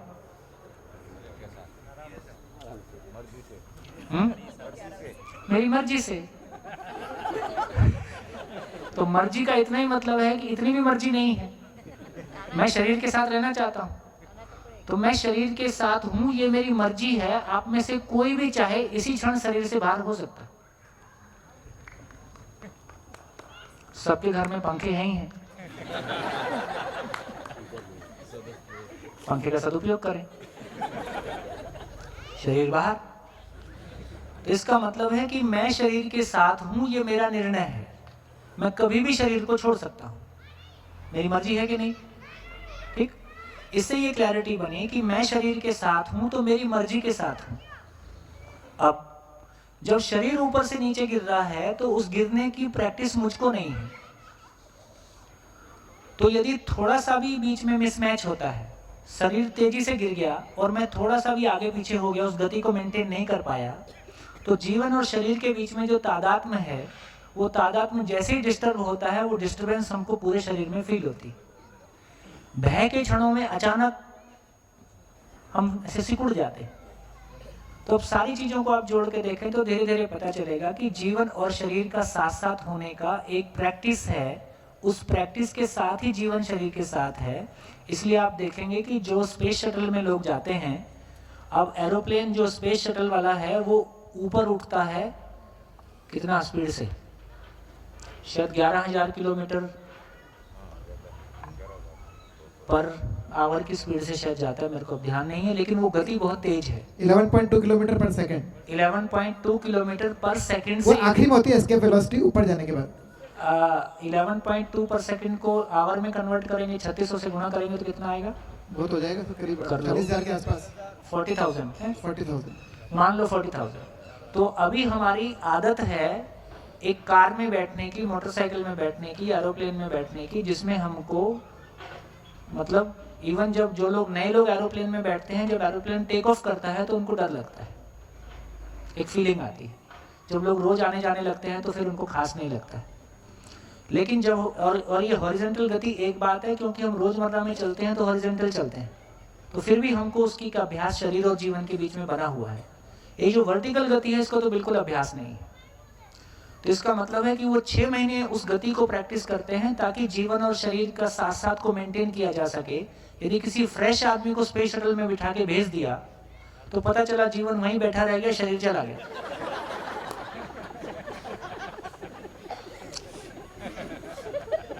उसको उस गति का प्रैक्टिस ही नहीं है ना। आप मोटरसाइकिल पे उल्टे बैठ जाइए, उस गति की हमको प्रैक्टिस नहीं है, पर रोज बैठेंगे तो फिर कोई प्रॉब्लम नहीं है। वही चकडोर में जो रोज घूमेगा उसको कोई प्रॉब्लम नहीं है, एक बार वो प्रैक्टिस उसके हाथ में आ गया। तो इससे हमको पता चला कि जितने भी सीखने की क्रियाएं हैं वो जीवन और शरीर का तादात्म्य है, जीवन और शरीर को साथ साथ देने की प्रैक्टिस है। जैसे हम बच्चे को बोलना सिखाते हैं, क्या बोलते हैं, बोलो बेटा पा। अभी तो बड़ा मुंह फाड़ने की क्या जरूरत है, आराम से बोल दो पा बोल। ऐसा नहीं करते हैं। क्यों करते हैं ऐसा, क्यों करते हैं ऐसा? बच्चा आंख से देखता है कि इतना बड़ा मुंह फाड़ा, कान से उस ध्वनि को लेता है, आंख से पिक्चर को लेता है, कान से ध्वनि को लेता है, जीवन में उसको सिंथेसाइज करता है, ब्रेन से उसको वापस रिप्रोड्यूस करता है और वो बोलता है पा। और एक बार में नहीं बोल पाता है, कई बार होने से तब जाके वो दोनों का सिंथेसाइज, जीवन में दोनों का सिंथेसाइज होना, जीवन और ब्रेन के बीच में कम्युनिकेशन सेट होना, ब्रेन और शरीर के बीच में जो भी हमारा है ना कर्मेंद्रियां और ज्ञानेंद्रियों के बीच में सेट होना, तब जाके वो एक शब्द पा बोल पाया। तो यदि हम बोलने की क्रिया को देखें तो क्या चीज है, क्या चीज है? विचार को भाषा में रूपांतरित करके व्यक्त करने हाँ, विचार को भाषा में विचार भी दूसरे ने दिया, वो एक विचार बना, उसको फिर अपने में ट्रांसलेट किया। बेसिकली जीवन और शरीर का तादात्म्य है, जीवन और शरीर का ट्यूनिंग है, हार्मनी है कि दोनों एक दूसरे के अनुसार सेट हो जाएं। जैसे कोई डांस करता है, डांस करते देख के वो चित्रण आपके जीवन में आ ही जाता है, डांस के स्टेप्स आ गए। आप डांस करते हो तो इतना खराब लगता है कि यार अच्छा किसी ने देखा नहीं, लेकिन क्या चीज है वो जो जीवन में डांस आ गया। फिर मैं कहता हूं प्रैक्टिस करनी पड़ेगी। तो मैं जो डांस का स्टेप्स मेरे जीवन में स्वीकार हो गया है, जो चित्र जीवन में बन गया है, बार बार फिर उसके अनुसार, जीवन के अनुसार शरीर को हिलाता हूं। और कोई पॉइंट आता है कि जीवन में जैसा सेट है वैसा शरीर हिलता है। तो जिम्नास्ट क्या चीज है? इतना फाइन ट्यूनिंग, शरीर और जीवन की इतनी फाइन ट्यूनिंग की लगातार एक भी स्टेप गलती किए तो आगे पीछे होगा। प्रैक्टिस है ना, लगातार ये प्रैक्टिस है। अब देखो, ये समझो कि ये तमाम चीजें प्रैक्टिस है। मेरा भाव गड़बड़ ना हो इसकी प्रैक्टिस कोई काम नहीं आती। दोनों का अंतर समझने की बात है। चाहे मैं बोलने की बात करूं, चाहे मैं डांस करने की बात करूं, चाहे मैं तैरने की बात करूं, सैद्धांतिक रूप से देखें तो मानव का शरीर 70% पानी है, पशु का शरीर भी 70% पानी है। आर्किमिडीज का प्रिंसिपल ये कहता है कि उसको नहीं डूबना चाहिए, पर हम डूब जाते हैं, क्योंकि शायद डर के मारे डूब जाते हैं, या उसको उस शेप में नहीं रखते हैं जिस शेप में उसको रखने की जरूरत है, ताकि जितना उसका वॉल्यूम है उतना पानी वो हटा रहा है तो काम हो जाएगा। अच्छे तैराक पानी में बिना किसी प्रयास के लेटे रहते हैं और वो नहीं डूबते। सारे पशु पानी में पड़े रहते हैं और वो नहीं डूबते हैं। पशु को वो ज्ञान वंश विधि से है, बाय नेचर है। मानव को उस ज्ञान को अर्जित करना पड़ता है। इन सारी घटनाएं ये बता रही हैं कि बेसिकली ये प्रैक्टिस है। तो शरीर वाले पार्ट में प्रैक्टिस काम आ रही है, ठीक। अब इस शिविर को आप प्रैक्टिस करके नहीं ले सकते, इस शिविर की ट्रेनिंग नहीं है। इस शिविर को आप सोचो कि मैं इसको सुन के और इसको यूट्यूब में पढ़ाई है, 10 बार सुन के मैं भी बोल दूंगा, ये ऐसे नहीं होगा। आपको ये लगे कि मेरा भाव हमेशा बढ़िया रहे और इसकी मैं प्रैक्टिस कर लूं, मेरे विचारों में कोई कंफ्लिक्ट ना आए, इसकी मैं प्रैक्टिस कर लूं। सबको लेन देना प्रैक्टिस से। तो ये पता चला कि एक दुनिया में प्रैक्टिस का कोई मतलब नहीं है। और जिस क्षण क्लिक हो गया, यहां बैठे बैठे किसी को चर्चा करते करते वो दिख गया कि ये जीवन है, जिस क्षण दिख गया कि है मतलब है, खत्म, उसमें कोई प्रैक्टिस नहीं है। ये अनुभूति है। अनुभूति में प्रैक्टिस नहीं है। अनुभूति में चेतना का विकास है। चेतना अपनी स्थिति से बेहतर स्थिति में जाके चीजों को देख पाने में समर्थ है। तो यह हमको पता चलता है कि जितने भी सीखने वाले, स्किल वाले जितने भी काम हैं वो प्रैक्टिस डिपेंडेंट है। स्किल वाले जितने काम हैं, ये हीरे की कटाई, मेरे को लगता है ये भी एक बहुत फाइन तरह का काम है। आंख से दिखता नहीं है, इतना बड़ा बड़ा लेंस लगा के उसमें आदमी फिर काम तो हाथ से ही कर रहा है और वो सटीकता से काम कर लेता है। इसका मतलब है कि जीवन स्किल वाला जितना भी काम है वो जीवन और शरीर के तादात्म्य को पहचानने का काम है। बोलना, डांस करना, तैरना, साइकिल चलाना थोड़ा सा अलग है। क्या लगता है, फर्क है साइकिल चलाने में कि नहीं है? साइकिल चलाना प्रैक्टिस है, केवल प्रैक्टिस है कि उसमें कुछ ज्ञान भाग भी है, उसमें कुछ ऑब्जर्वेशन है। रोटी गोल बेलना है, ये प्योर प्रैक्टिस है। शुरू में बनाते हैं तो भारत का नक्शा बनता ही है, लेकिन साइकिल सीखना मात्र प्रैक्टिस नहीं है। साइकिल ऐसी चीज है जो किसी को 2 मिनट में आ जाए, और साइकिल ऐसी चीज है जो किसी को 6 महीने में ना आए और जिंदगी भर भी ना आए। क्या चीज है साइकिल? ग्रेविटी के साथ भी बैलेंस नहीं करना है, ही बैलेंस करना है। बाकी तो हिला डुला के देखते हैं, बस वो पॉइंट किधर है इतना ही ढूंढ रहे हैं।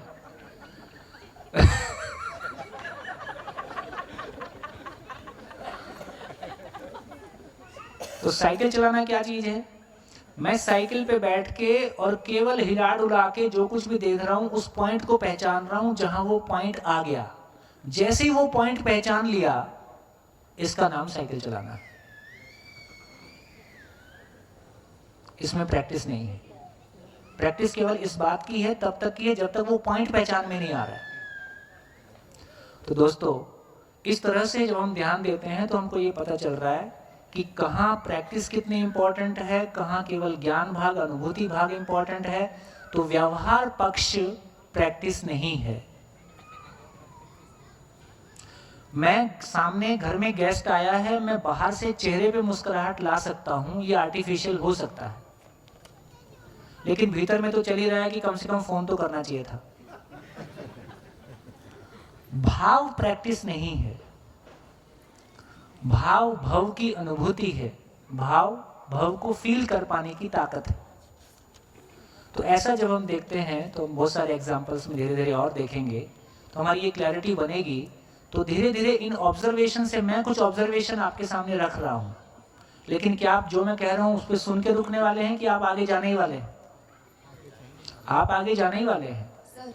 जो जब आप अपनी ताकत से अपनी ऑब्जर्वेशन को लेंगे तो कोई क्षण में आपको क्लियरली फील हो जाएगा कि हाँ, मैं अलग हूँ और ये शरीर एक अलग एंटिटी है और दोनों कोई अलग चीजें हैं। हाँ जी सर, हम कितना भी जान ले कि मन और शरीर अलग है, ठीक है, लेकिन हमारा मन हमारे शरीर में ही है। तो हमारा मन हमारे शरीर में नहीं है। मतलब आत्मा नहीं, मैं भी नहीं कह रहा हूँ आत्मा शरीर में नहीं है। नहीं है। मैं कह रहा हूँ कि शरीर और मैं और शरीर साथ साथ हैं। हाँ। मैं और शरीर साथ साथ हैं। साथ साथ रहते हुए भी एक दूसरे को टच नहीं कर रहे हैं, अलग अलग ही हैं। तो वो हमारे बाहर है।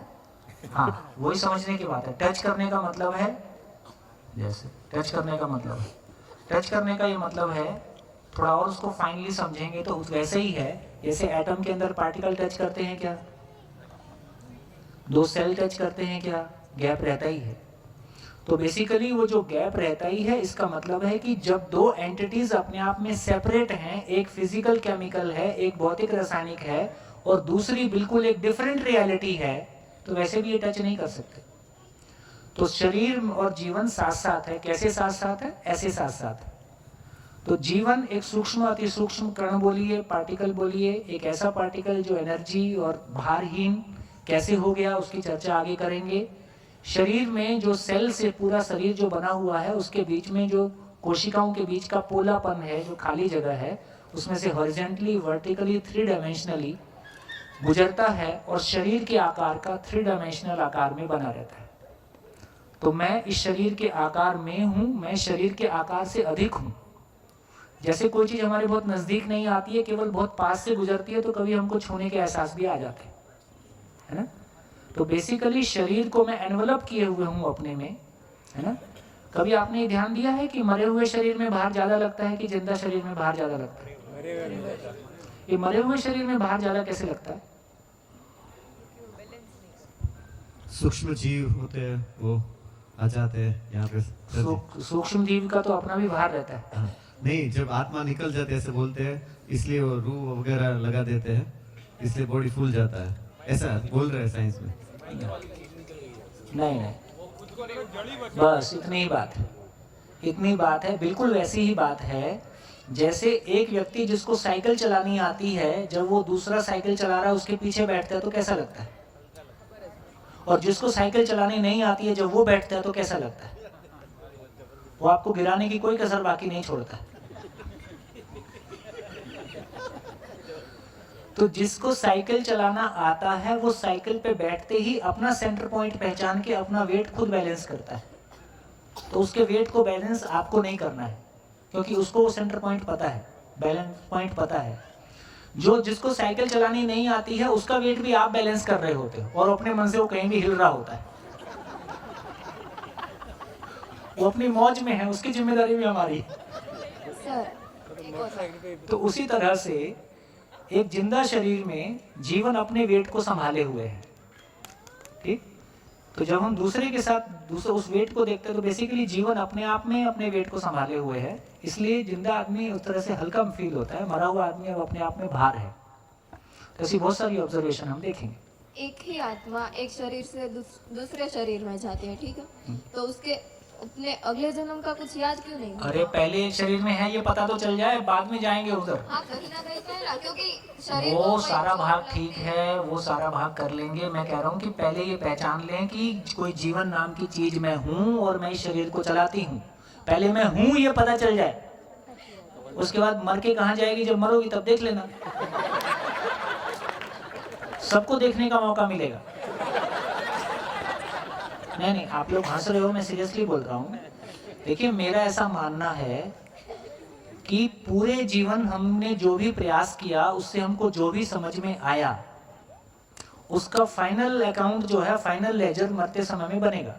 क्योंकि कभी बनेगा इन द सेंस मैं कह रहा हूं कि अभी हमारी शरीर छोड़ने की भी तैयारी नहीं है। तो शरीर छोड़ने के समय में जीवन और शरीर अलग होता ही होगा। तो यदि मैं उस घटना को फेस करने की तैयारी रखता हूं, उस समय भी अवेयर रहता हूं, है ना, और कम से कम हम एक ऐसी भूमि में बैठे हैं जहां एक जैन संप्रदाय का प्रभाव है। जैन संप्रदाय में संथारा नाम की एक क्रिया करते हैं, जिसमें कि जब शरीर किसी काम का नहीं बचा, उस समय में भी उसका सदुपयोग करते हैं कि मैं नहीं मरता हूं, शरीर मरता है, इस घटना को मैं देखना चाहता हूं। क्या हिम्मत की बात, गजब हिम्मत की है इस परंपरा ने, है ना, कि जब शरीर का कोई उपयोग नहीं बचा तो मैं निर्णय पूर्वक खाना पीना बंद कर देता हूं, मैं निर्णय पूर्वक शरीर को मरने देता हूं। शरीर मरता है, मैं नहीं मरता हूं, और मैं मरते हुए शरीर को देख सकता हूं। क्या हिम्मत का काम है। तो सर, शरीर में चोट लगती है तब जो पीड़ा होती है वो किसको होती है? ये इंटरेस्टिंग बात है। शरीर में चोट लगती है तो दर्द किसको होता है? यही बात है, बोलो।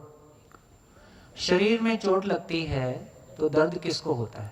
तो जहां चोट लगती है वहां दर्द होता है,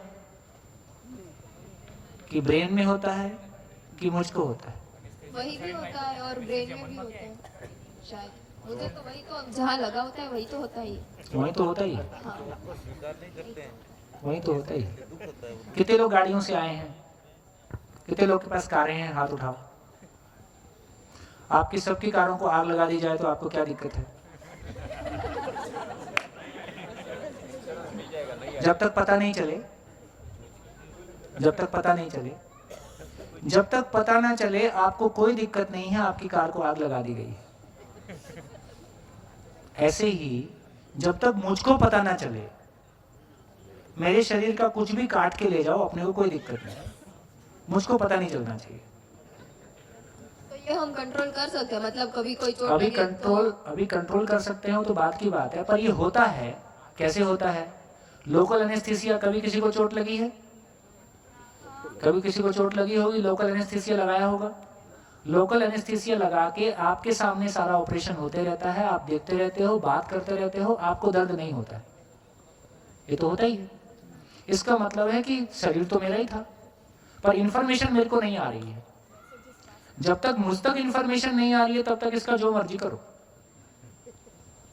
हाँ, इतना जरूर रहेगा, अभी हाथ काट दिया, अब हाथ नहीं रहेगा, ये तो ध्यान में आएगा, तो उसका दुख हो सकता है, पर दर्द नहीं हो रहा।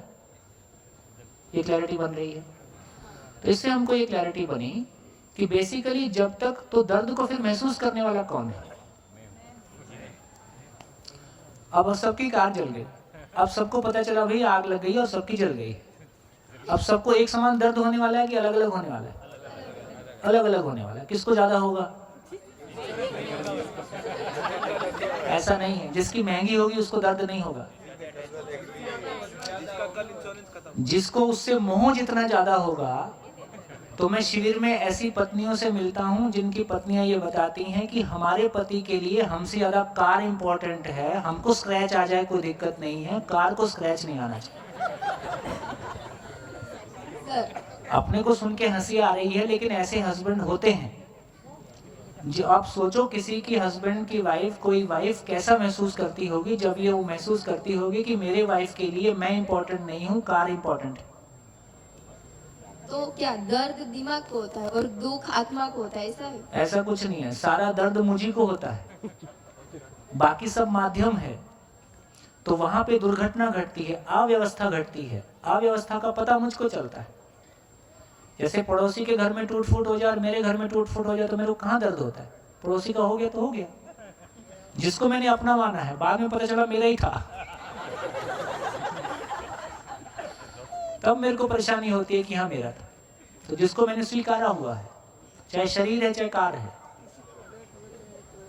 हाँ जी माइक, क्या हुआ? लाइन लगी हुई है। अच्छा लाइन लगी है। हाँ जी बोलिए। तो भैया जैसे कि अभी अपन जो स्किल्स वाली बात कर रहे थे और ट्रेनिंग वाली बात कर रहे थे जिसके लिए हम ट्रेन करते हैं, तो बहुत सारी ऐसे स्किल्स हैं जिसमें बॉडी वाला काम कम होता है, जैसे कि कंप्यूटर की कोडिंग। तो कोडिंग में बॉडी वाला काम कम है और उसका वो प्रोसेस वाला पार्ट ज़्यादा हाँ, है। फिर उसका अभ्यास वाला नहीं रह गया, फिर वो चला गया, लॉजिक चला गया उसमें। जी। लॉजिक में भी प्रैक्टिस नहीं है, या लॉजिक में भी एक लेवल की प्रैक्टिस है। आपको एक लेवल का प्रैक्टिस करते करते उससे बेहतर लॉजिक आप ढूंढने लगते हो। तो वो एक पार्ट, दोनों के बीच की कोई चीज़ हो गई, ये अनुभूति नहीं है, लेकिन लॉजिक की ताकत उससे और ऊपर की हो गई और आगे की चीज़ हो गई। मतलब वो कहीं ना कहीं जीवन की ही एक हाँ, जीवन का ही एक लॉजिकल एक्सप्रेशन जो है ना, जो लॉजिक है वो क्या चीज़ है?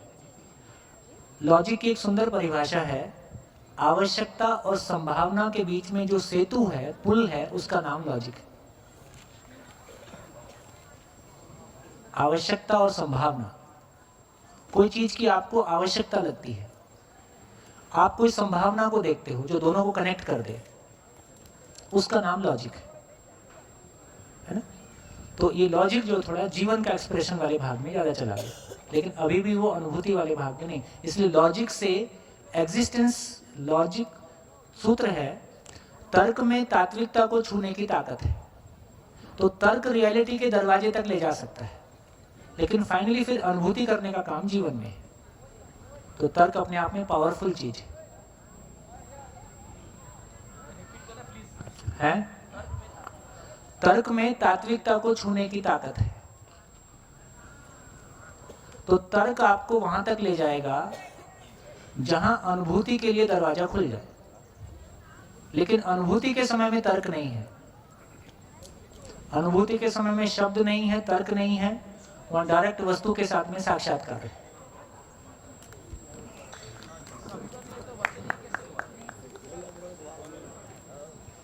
माइक, पहले ये लोग लाइन में थे, हाँ पहले आप बीच में घुस गए आप। हाँ जी। दो सवाल है। एक तो जो हम अभी एनेस्थीसिया वाला बात कर रहे थे, तो हमने अभी पहले डिस्कस किया था कि मन तो सब जगह है, मतलब मैं सब जगह हूँ, हर अंग में, मतलब जो हमने सूक्ष्म चीज की बात की। तो एनेस्थीसिया से मैं कैसे कंट्रोल हुआ? ब्रेन के थ्रू। बेसिकली जो वर्किंग है ना, मैं सब जगह हूँ, उसका एक अलग प्रभाव है ना। तो हर सेल जीवंत है, कहीं से भी छूने से, कहीं से भी एहसास। जैसे मैं शरीर को बिना छुए, जैसे विपश्यना की होगी कुछ लोगों ने, तो शरीर को बिना छुए मैं किसी भी जगह को फील कर सकता हूँ, क्योंकि पूरा शरीर जीवंत है। यदि गाड़ी को देखेंगे तो मैं ड्राइविंग सीट पे बैठ के गाड़ी के पीछे कुछ हो रहा है तो मैं उसको फील नहीं कर सकता, वो डेड है, पदार्थ है। शरीर डेड नहीं है, पूरा शरीर जीवंत है। तो उस घटना को और हम बेहतर समझेंगे। लेकिन बेसिकली ये कह रहे हैं कि जो, से फॉर एग्जाम्पल, दो एग्जाम्पल लेते हैं। मैं एक एग्जाम्पल लेता हूं, मच्छर काटा।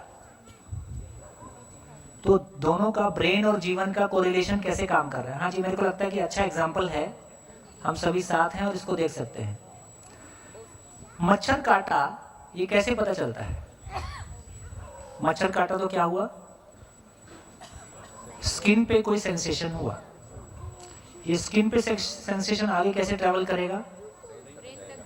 ब्रेन तक जाएगा, और ब्रेन से सेंसेशन का मतलब है, अब हम ये कह सकते हैं कि ब्रेन तक जाएगा, तो ब्रेन काटेगा और ब्रेन तक जाएगा। और अब यहाँ से हम दो बातें बोल सकते हैं, भाई मैं वह कुछ नहीं है, ब्रेन ही सब कुछ कर देता है, मार दो।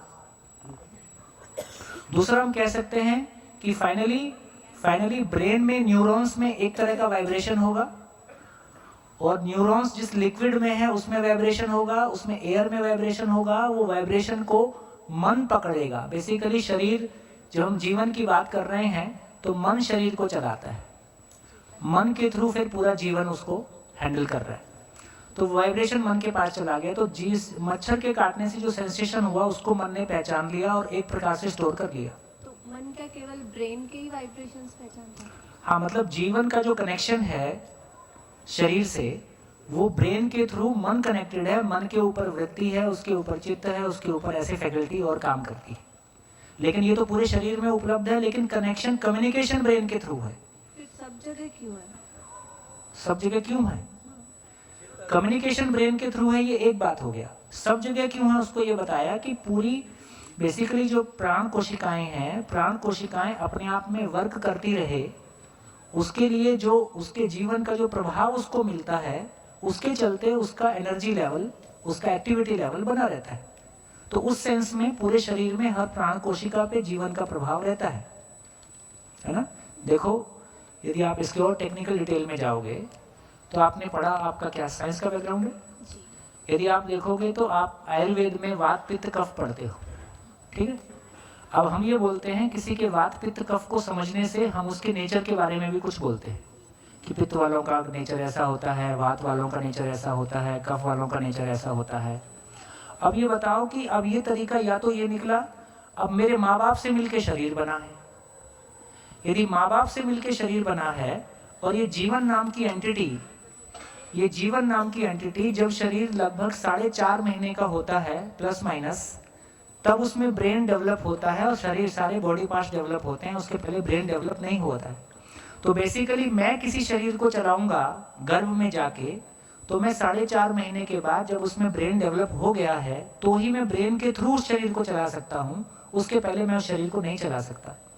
तो 4.5 महीने तक गर्भ में बच्चा डेवलप होता है माँ के, वो फीटस है, इसलिए मेडिकल साइंस में भी 4.5-5 महीने के पहले लगभग उसको फीटस बोलते हैं। उसके बाद वो साइंस ये पहचानता है कि अब ये बच्चा है। साइंस जीवन को नहीं पहचानता है पर एक्टिविटी लेवल को पहचानता है। गर्भ में जैसे ही बच्चा लात मारना शुरू करता है, उसका है ना बॉडी मूवमेंट शुरू होता है, उस क्षण से ही मानते हैं कि हाँ अब कोई जीवन इसको चला रहा है, उसके पहले फीटस में मूवमेंट नहीं है, ऐसा मानते हैं। बच्चे में जीवन कब से आता है? 4.5 महीने। उससे पहले जीवन नहीं होता? उससे पहले जब यहाँ जीवन को बोल रहे हैं, उसके पहले दिल का धड़कना, सांस का चलना, बॉडी सर्कुलेशन का होना, सब कुछ हो रहा है। यहाँ जब जीवन बोल रहे हैं तो वो एंटिटी जो शरीर को कमांड करती है, सोचने विचारने की ताकत, समझने की ताकत, जो मैं हूं, वो 4.5 महीने, वो उससे पहले उसको चला नहीं सकता, क्योंकि उसके चलाने की मिनिमम कंडीशन है कि वो ब्रेन के थ्रू ऑपरेट करेगा, और 4.5 महीने के पहले ब्रेन बना नहीं है। यदि ब्रेन बना नहीं है तो मैं उसको चला ही नहीं सकता। मतलब जीवन तो हमेशा से था, लेकिन जीवन हमेशा है। मान लो माँ के कंधे पे बैठा रहता है, कब आऊं कब आऊं। फिर वो रेप्लिकेट कैसे होता है? जीवन कैसे रेप्लिकेट होता है? रेप्लिकेट मतलब कि माँ में जीवन है लेकिन फिर माँ का जीवन सेपरेट है। हाँ, माँ एक सेपरेट जीवन है, अपने शरीर को चलाती है। हाँ। माता पिता के संयोग से गर्भ में फीटस तैयार हो गया, 4.5 महीने में उसमें ब्रेन डेवलप हो गया। जैसे ही ब्रेन डेवलप हुआ, कोई जीवन जिसने उस गर्भ को स्वीकारा हुआ है वो उस शरीर को चलाना शुरू करेगा। ये जीवन, ये वाला जीवन कहाँ से आया? मतलब कैसे? ये माँ बाप से नहीं बना है, ये एग्जिस्टेंस में है, इसका होना एग्जिस्टेंशियल है। ये मैं हूँ, मैं आया हूँ और मैं उस शरीर को चलाना शुरू करता हूँ। जो आप हैं, जो मैं हूँ, अब मैं उस शरीर को चलाना शुरू करता हूँ। अब ये पता चला, यदि वात पित्त कफ माँ बाप के शरीर का नेचर है तो इसका मतलब है कि मेरे को नेचर शरीर से मिल रहा है। जबकि सच्चाई ये है कि नेचर का मतलब है प्रवृत्ति। वो प्रवृत्ति का बड़ा भाग, तो मानव की प्रवृत्ति में 2 भाग हैं। एक भाग है कि हम कहें कि वो इसका बाप भी बैंगन खाता था, ये भी बैंगन मतलब रिंगण, इसका बाप भी रिंगण खाता था, ये भी रिंगण खाता है, बाप पे गया है। तो ये वो चीजें हैं थोड़ी फिजिकल है। लेकिन हम थोड़ा सा आचरण की तरफ आ जाएं। आचरण की तरफ का आने का मतलब है पैसे के प्रति दृष्टिकोण, स्त्री पुरुष संबंध के प्रति दृष्टिकोण। अब ये जो दृष्टिकोण है, ये दृष्टिकोण उससे नहीं आ रहा है, ये जेनेटिक्स नहीं है। तो ये समझ में आता है कि मानव में जो चेतना का स्तर है वो जेनेटिक्स नहीं है। माँ बाप से जेनेटिक्स में गुण नहीं आते। इंजीनियर का बेटा इंजीनियर नहीं हो सकता। यदि माँ बाप से गुण आते तो इंजीनियरिंग जेनेटिक्स में आ जाती, ऐसा नहीं हुआ। तो जो चेतना का स्तर है और जीवन में प्रवृत्ति है, वो जीवन की अपनी मौलिकता है, उसकी अपनी जर्नी है। तो मेरी पिछली सारी यात्राओं में जो कुछ भी मैंने एक्यूमुलेट किया है, उसके साथ मैं एक नए शरीर को चलाना शुरू करता हूँ, क्योंकि उस परिवार के साथ मैंने अपना कोई संबंध पहचाना है। कैसे पहचाना है, उसके अपने नियम है, उसकी चर्चा बाद में करेंगे, ठीक है। अब मैंने इस शरीर को चलाना शुरू किया, शरीर को चलाना शुरू किया, तो अब जो मेरी जीवन में प्रवृत्ति है उसके अनुसार वो शरीर डेवलप होता है। ये बात आई ध्यान में। जीवन रूप में मेरी जो स्थिति है, मैं उस शरीर को चलाता हूं, हर प्राण कोशिका को प्रभावित करता हूं, तो मेरी जीवन की स्थिति के अनुसार वो शरीर डेवलप होता है ना। इसलिए जीवन भी शरीर के सानिध्य में डेवलप हो रहा है, शरीर के प्रभाव में डेवलप हो रहा है। तो मेरा साधन है कैसा रहे, मेरे अनुसार रहे। मेरा साधन मेरे लिए तैयार हो रहा है तो मेरे अनुसार रहे, इसलिए जीवन का प्रभाव उस शरीर, पूरे शरीर पे पड़ता है। ऐसी कहानी। एक और बोलो बोलो जो बोलो। हम वो ग्रेविटेशनल वाला डिस्कस किया, उसके बाद से थोड़े और ज़्यादा सवाल आ रहे हैं कि जैसे मैं क्यों हूँ, व्यवस्था ही क्यों है प्रकृति में, तो वो अभी सही टाइम है डिस्कस करने का? उसका टाइम है परसों 9 बजे करेंगे। देखो क्रम कैसा है, क्रम कैसा है, अपन कहाँ से शुरू किए, हम सुख चाहते हैं, व्यवस्था को समझना है, मानव में समझा, मानव में अब जीवन को पहचानने की कोशिश कर रहे हैं। जीवन को थोड़ा सा पहचान लें तो अगला स्टेप वो है कि फिर ये एग्जिस्टेंस क्या हो रहा है, अगला फिर अपन उधर ही जाएंगे। सर, दर्द अगर ब्रेन को पता नहीं चलता, ठीक है, तो जो जिसके ब्रेन में प्रॉब्लम होती है, यानी कि मंद बुद्धि के जो बालक होते हैं, हाँ, उन्हें किसी भी चीज की पीड़ा नहीं होती। कुछ ऐसे भी होते हैं जिनको पीड़ा नहीं होती, कुछ उनका कोई हार्ट भी हो गया तो उनको पीड़ा नहीं होती, लेकिन उनके पास ब्रेन तो है ही। हाँ, इसका मतलब है कि वो प्रॉपर फंक्शनिंग नहीं हो रही है। जैसे जो लोग पागल और कोमा में क्या अंतर है, एक पागल होता है, एक कोमा में होता है, दोनों में क्या अंतर है? आदमी पागल कब होता है?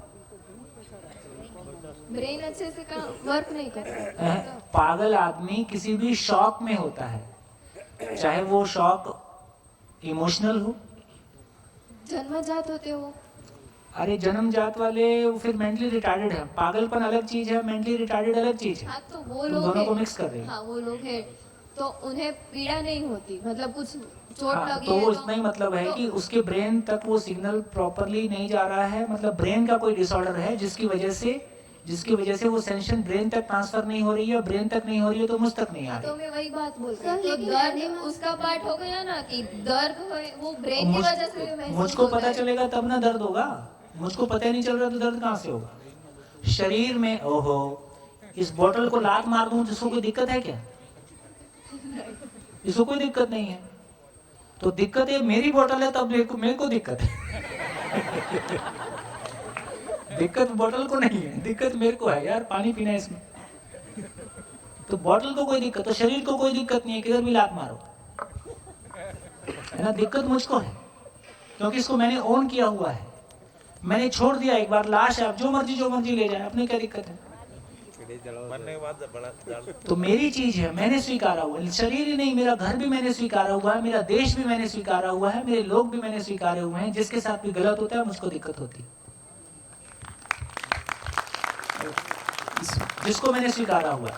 और शरीर कोई अस्वीकार कर दिया, मैं इसको लटका देता हूँ पंखे को, तो आप बोल रहे हैं कि वो आत्मा की वजह से, जीवन की वजह से। मैं आत्मा नहीं बोलूंगा, हाँ, जीवन। तो वो जो बालक होते हैं, उनके पास भी जीवन तो है। जीवन ठीक है बेटा, वो जो ब्रेन है उसमें लोचा है, ब्रेन के लेवल का डिसऑर्डर।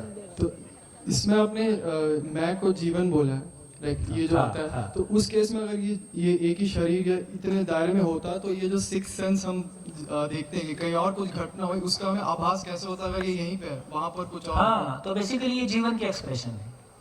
देखो, दूरी शरीर और शरीर के बीच में होती है, क्योंकि शरीर फिजिकल एंटिटी है। जीवन और जीवन के बीच में दूरी नहीं होती है। कैसे? इसको दूसरी भाषा में कहूं कि भाव और भाव में दूरी नहीं है। दो लोग जब एक दूसरे को पसंद करते हैं तो दोनों का कितनी भी दूर में रहें, दोनों एक दूसरे को फील करते हैं। ये दूरी शरीर और शरीर के बीच में है। जीवन का नियम अलग तरीके से, क्योंकि वो फिजिकल केमिकल नहीं है, इसलिए उसका नियम भी अलग तरीके से काम करता है। इसलिए दूर की चीजों को देख लेना, दूर की चीजों को सुन लेना, दूर की चीजों को, भविष्य के बारे में कुछ सोच लेना, ये सब जीवन की महिमा है। अभी हमने जीवन को केवल शरीर के साथ में लगा रखा है, इसलिए उसकी इतनी महिमा पता है कि शरीर है ना, शरीर कैसे चलना है और शरीर के लिए कैसे कमाना है, शरीर के लिए कैसे कमाना है और शरीर के लिए कैसे भोगना है, इतनी ही हमारी अभी जीवन का एक्सप्रेशन यूज किया है। शरीर का जो अपना पोटेंशियल है वो बहुत विशाल है, जितना हम यूज कर रहे हैं वो 2%, 5% भी नहीं। अपने जीवन को दायरे में बांध दिया, जीवन को शरीर में बांध दिया। हाँ जी सर, पहले सुनो भाई इधर सर। हाँ जी, 7:15 बजने जा रहे हैं। सर एक लास्ट, हाँ जी। आपने कहा कि ब्रेन सब कंट्रोल करता है पूरी बॉडी को, लेकिन एनिमल किंगडम में ऐसे कई सारे हैं जिसके पास सेंट्रल नर्वस सिस्टम है ही नहीं, तो वो भी तो जी ही रहे हैं ना। मानव की बात कर रहा था मैं। वो भी बॉडी हाँ, तो इसका मतलब है कि उसका ब्रेन सेपरेट तरीके से काम करता है। मानव की यदि बात करेंगे तो ब्रेन है ही नहीं। किसमें? एनिमल किंगडम में ऐसे भी कई ब्रेन नहीं है। अरे कैसे बोल रही हो? सेंट्रल नर्वस सिस्टम में नहीं होता। अरे ब्रेन उनका लेकिन अपना ब्रेन होता है। सेंट्रल नर्वस सिस्टम मानव की चीज हो गई, लेकिन ब्रेन जैसे इंसेक्ट्स है उनमें भी ब्रेन है। अंडर डेवलप्ड ब्रेन, ऐसे उनको बोलते हैं हम 1 इंद्रिय, 2 इंद्रिय, 3 इंद्रिय। तो जितने, जैसे मानव में 5 इंद्रियां हैं, तो ऐसे भी जो इंसेक्ट्स हैं वो 1 इंद्रिय, 2 इंद्रिय वाले हैं, पर उसमें भी एक ब्रेन, अनडेवलप्ड ब्रेन काम करता है। ब्रेन वहां भी है। जैसे पेड़ पौधे हैं, अब और नीचे आ जाओ, पेड़ पौधे हैं, वहां भी तो सारा सिस्टम चल रहा है, वहां कौन सा ब्रेन है? तो उसको समझेंगे। आखिरी सवाल। हाँ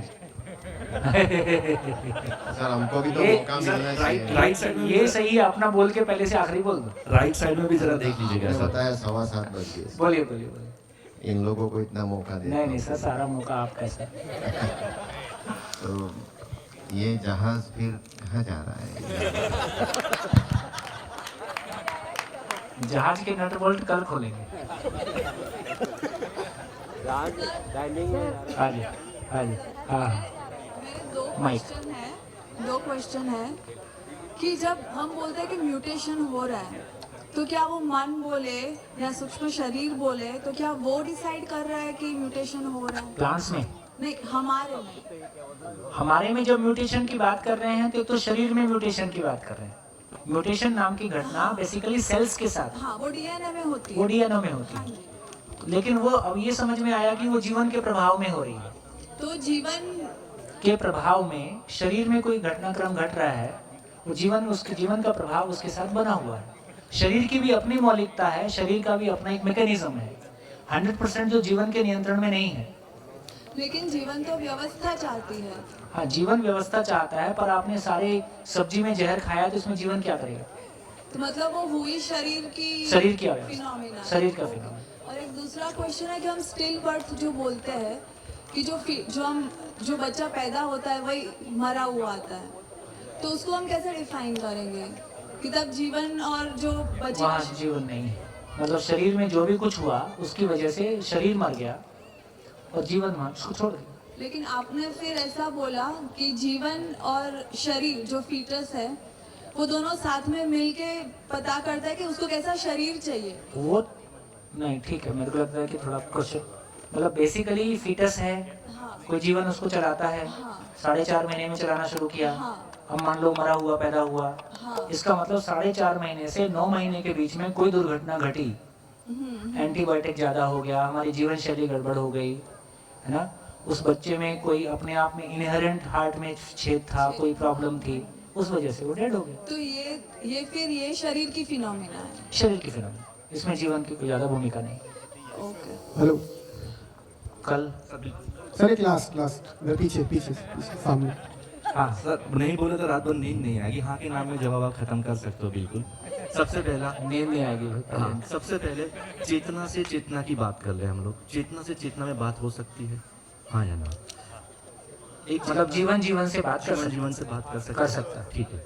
दूसरी बात है कि जब किसी एक में से जीव निकलता है, जो जीवन निकलता है, जो मैं निकलता है, वो दूसरे में जब जाता है, वो दूसरे शरीर में, गर्भ में, वो पॉसिबल है। पॉसिबल है। ठीक है सर, मैं इसको इतनी तरह से समझना, मेमोरी की जो मैं बात कर रहा हूँ कि आपने कहा कि संस्कार एक जगह से जो के संस्कार दूसरी जगह पे जाते हैं, तो वो संस्कार फीट कहाँ पे होगा? वो फॉर्मेट होके आता है संस्कार जिसके पास आता है वो, या फिर वो जीवन की जब और खोलेंगे, जीवन में बात करेंगे तब ठीक संस्कार है, क्योंकि ये जो तो रटा चुका है वो वही जगह पर अटका है। बढ़िया।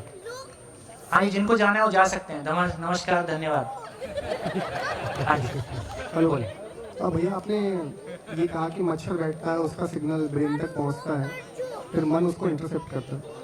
तो मेरा प्रश्न ये है कि ये बात कैसे तय होती है कि मैं उस मच्छर को मारूंगा कि उड़ाऊंगा? ये कल सुबह तय करेंगे।